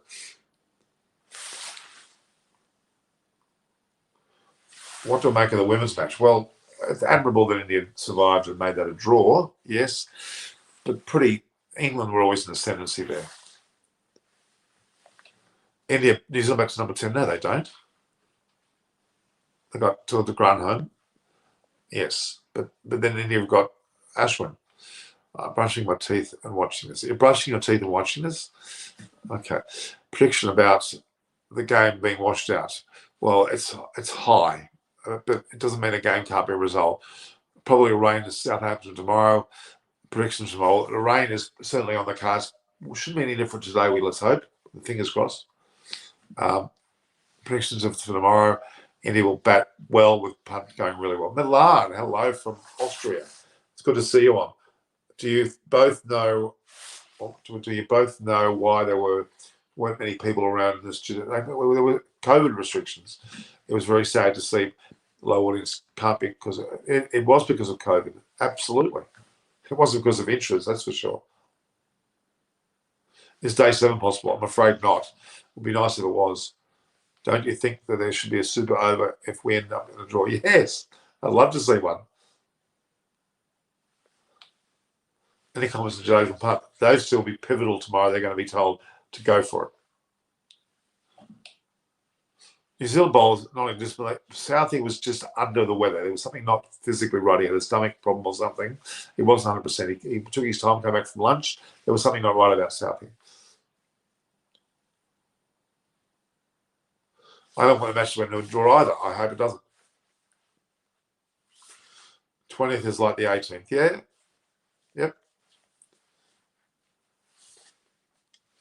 Prediction from Kesha tomorrow is India will score 250 to 280, and this is on 3 down by the end of the play. I would argue that it'll be hopefully around the 280 mark, and this will be 5 down. Will be a good score for India, well over 300. Viele Grüße aus Deutschland. Willkommen, wir können ein bisschen Deutsch sprechen. Das ist ganz neu am Pitch schauen. Mein Deutsch ist sehr gut. Ich habe 4,5 Jahre in München gelebt. Okay, so there's a bit of German for you. I lived in Germany for 4.5 years. So wir können viel Deutsch sprechen. So jemand from Österreich oder Deutschland, ganz in Ordnung. Enough German. I'll leave that guys alone.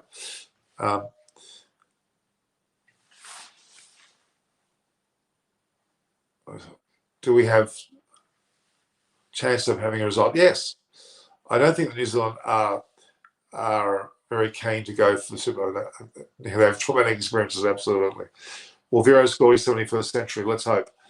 He's on his way. And 350 enough. I even think 300 could be enough. In this particular conditions, it doesn't matter. Duke's ball swings right throughout its life. The Kookaburra or maybe the Indian ball needs to be old to have a reverse swing, which the Duke's ball has got a permanent level of swing. No. Everything's been in his own thing right. We follow the 2 World Cup leagues. Yeah, of course.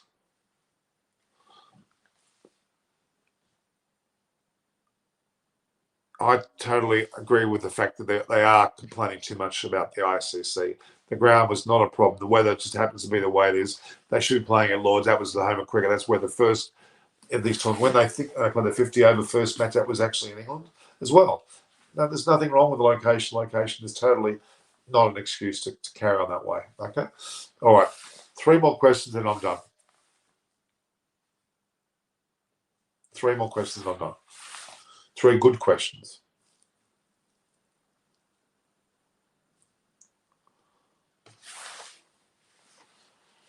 So again, the blaming of the ICC should be applauded because what they've actually done is they've done a great job at making this happen. I really think they have.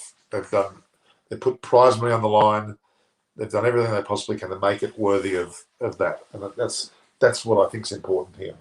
So no, I think there's no problem whatsoever with what the ICC have done. Okay, let's have a look. Who are you cheering for, New Zealand or India?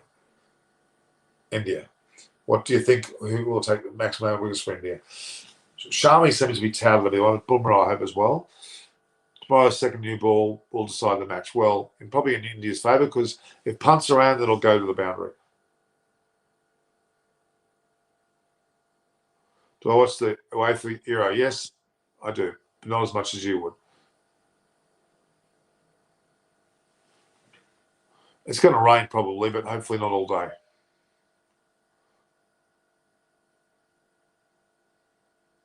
Yeah, I kind of agree with that, Keshu. I don't know why you saw. I thought you were going to sleep. Yeah, the winner should be the one that's on top of the comp. Is that New Zealand because they just jumped ahead of India? Or when's the dividing line? There should be some way of playing it off.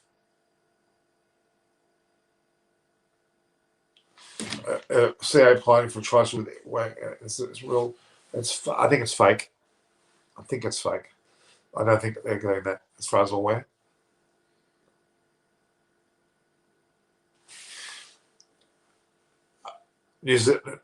India, England. India, England is the answer to that question. I'll make the ODI file. No, that's not true. Okay, we might end on that, guys. We're just about hit 2 hours. If you have one good question, I'll answer it. Otherwise, we're going to go. One question. One question.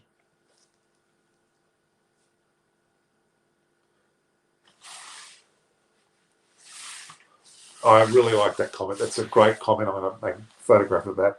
Thanks, Milan. I think it's important for people to give us that commentary. It's really, really good. I like that. All right. Thanks for the stream. Whoops. Good night, Himanshu Chattery. All right. Need a last question? Need a last question? I haven't got a last question. Just one more question. Good night to everybody else who's leaving. And again, I must make it clear that we view, like, and share the Eyes on Cricket with Norman Kochnik YouTube channel. We need to also make sure that you subscribe, please. And if you want to join a membership, there's going to be benefits there too. I've got all the merchandising come up as well. On top of that, share it through your WhatsApp groups, through your other messenger groups, through your online groups, your chat groups, your email groups. Share this link to this YouTube channel. Encourage people to subscribe. It doesn't cost you anything, and help the channel grow. That's my last words on that. Who's the funniest guy? My pal Alan, for sure. Absolutely. This is the first. Exactly. I agree. There should be a winner, not tied. Rubbish.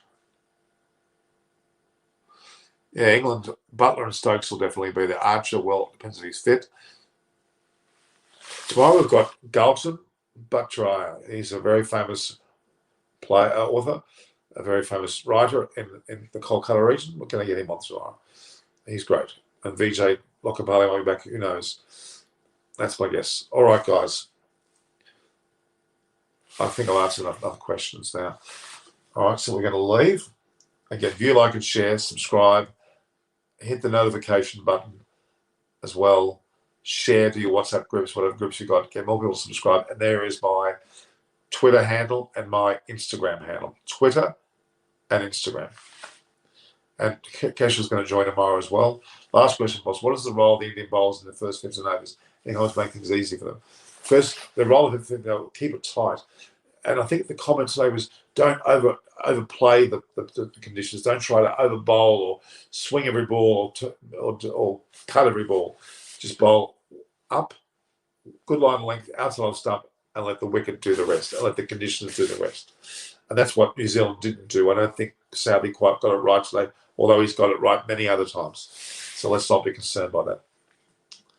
All right, guys. I think that's about it. I'm just going to check on one thing.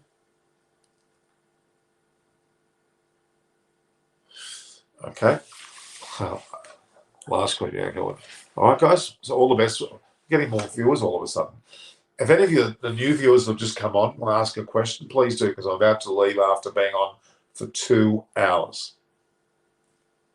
Yes, I was on for 2 hours, letting you all ask questions. Getting more viewers all of a sudden. Isn't it funny, the last minutes of it, when people hear that it's about to finish, they seem to want to join. Anyone who has last minute questions?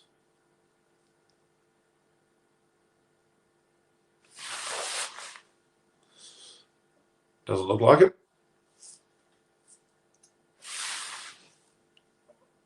One more second. If you're going to ask a question, guys, I'll answer it. That's what we're up to on the show. Again, India are in a mild form of ascendancy at 3 for 146. The score is at 3 for 146, with both Virat Kohli on 44 not out, magnificent, and Rahane on 29, both looking very good.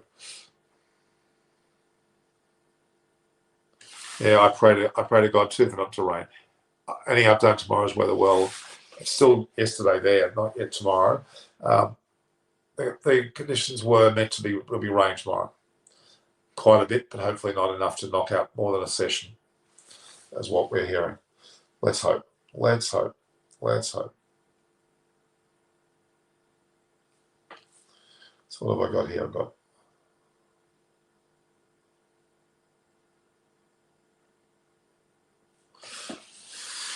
Will Coley get 100? Let's hope he does. He deserves it. He deserves it. It's a long way from 100. Yeah, but he deserves it. There's no doubt about that. All right, guys. We'll end at that. So view, like, and share the post. Those new viewers that came on, subscribe. We're on tomorrow and every day. Subscribe, share through your WhatsApp groups, and make sure you go about hitting the notification button. And we'll see you as this channel grows and grows. Okay, so this is Norman Koshnik signing off from Eyes on Cricket for Norman Koshnik. I've got my hat, my cup, my books, a lot of stuff. Very important, extremely important. Great bowling, particularly was the pick of the bowlers today.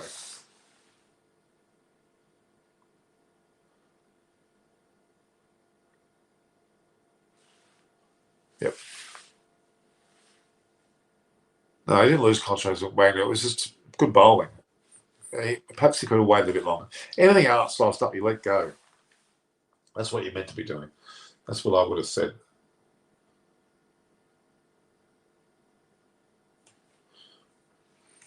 Okay. Let's not jinx Coley, exactly. Very much the case. All right, guys, it is now, 2 a.m. in the morning in India. It's still pretty reasonable time in England. They could be still awake watching this. Playing on the front foot, did Gill do the right thing? Yes. Great tactic. Very risky, but an element of risk, but it was a great tactic. Absolutely applaud that tactic. I don't know why I'm still here, guys. There's so many people still watching. Why are you all still watching? Go home. If you're not asking questions, I'm not going to stay here.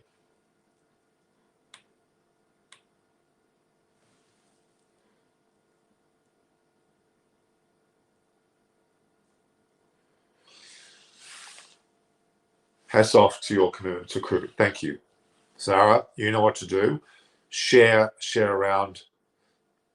Get your WhatsApp groups. Zara, I want you to do this. Get all your friends, put them in a WhatsApp group if they're not already. Say, hey, this is a great YouTube channel to go and have a look at some cricket. Norman's there. He'll talk to you. We'll get to know you. Answer all these questions. I answer every single question on my YouTube channel. Every single one that's written down, I answer. Rajiv Singh, how are you? So share the group run. Ordinary. Tim Southey was ordinary today. I believe he was actually injured or at least ill. He was not right. He came back after lunch very late. Weather's iffy. There should be some play, but it won't be a lot. Well, Coley's the one, and perhaps Rahane. Well, Punt could come out too. We'll wait and see. There's still a lot of batters to go. Yeah, this is the test. It's going to be how India bowl in conjunction with the way they batted and the way New Zealand bat and the conjunction with the way they bowled. I think if India get 350, they'll put enormous pressure on New Zealand. Jadeja and Ashman will take a lot to stop. A lot to stop.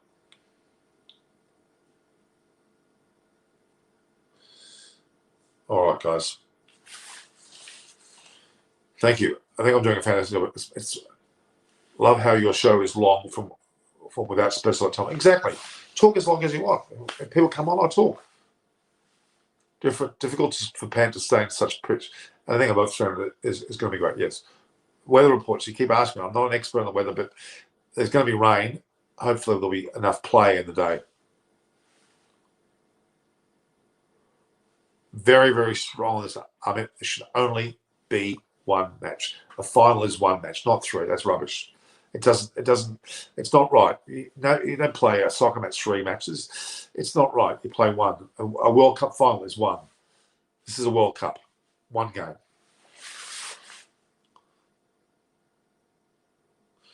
How do you like Mullen? Fantastic. And he bowled well. He troubled Coley. Coley had to fight against him. Coley did well, but Durant was the selection. Much better than any spinner would ever have done. So, yeah, that's what my thoughts are.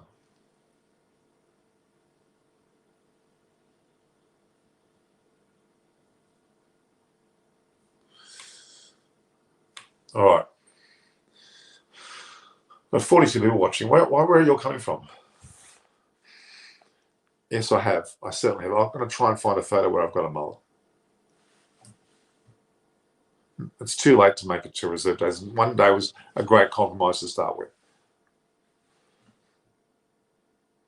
Spinners are invaluable, but if you've got the spinners that deserve selection, Ashwin and Jadeja are the best in the world. Nathan Lyon's very good. A number of players played, but I don't think the New Zealand bowls that are spinners are good enough.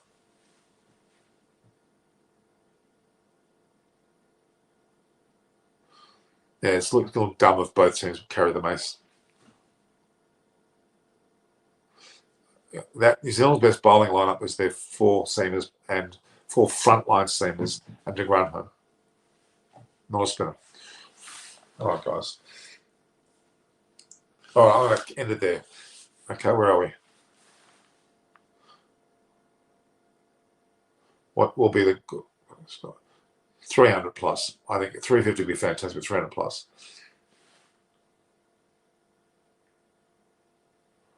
Well, why not? He can make a comment. It's not a problem. No.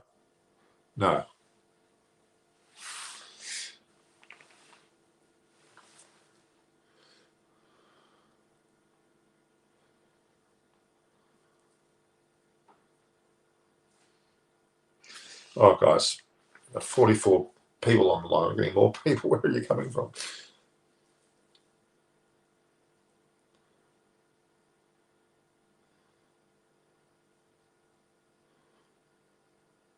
Okay. So, only player in the history of cricket who has 50 plus averages in all 3 months. Virat Kohli. Legend. Why does he make such ridiculous decisions? No. That's wrong. No, it's wrong. It's completely wrong. Don't talk like that. Yeah, that's true. They can join in. All right, guys. So good night. All right, guys. I think it's time we leave. Been on for over 2 hours, guys. It's probably too long. So again, the newcomers, view, like, and share, subscribe, hit the notification button. Go to my Instagram pages there and my so-called Instagram. I want you to join my Instagram and join my Twitter. I don't have enough on them.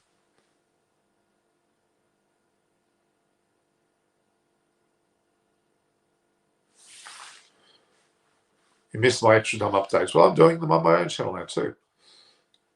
Draws and rolls, they share the series. We talked about it before. Norman, even if you do a show, 20 people will keep coming in. It's true. This is my... Okay. All right, guys. All the best, guys. Take care. It's Norman Coaching saying goodbye. View, like, and share the posts. Subscribe, notification button, Twitter handles, Instagram handles at Norm Koch. And I also have a website called tripofalifetimetours.com. And I have an Instagram account, Trip of a Lifetime Tours. Look that up as well. Goodbye.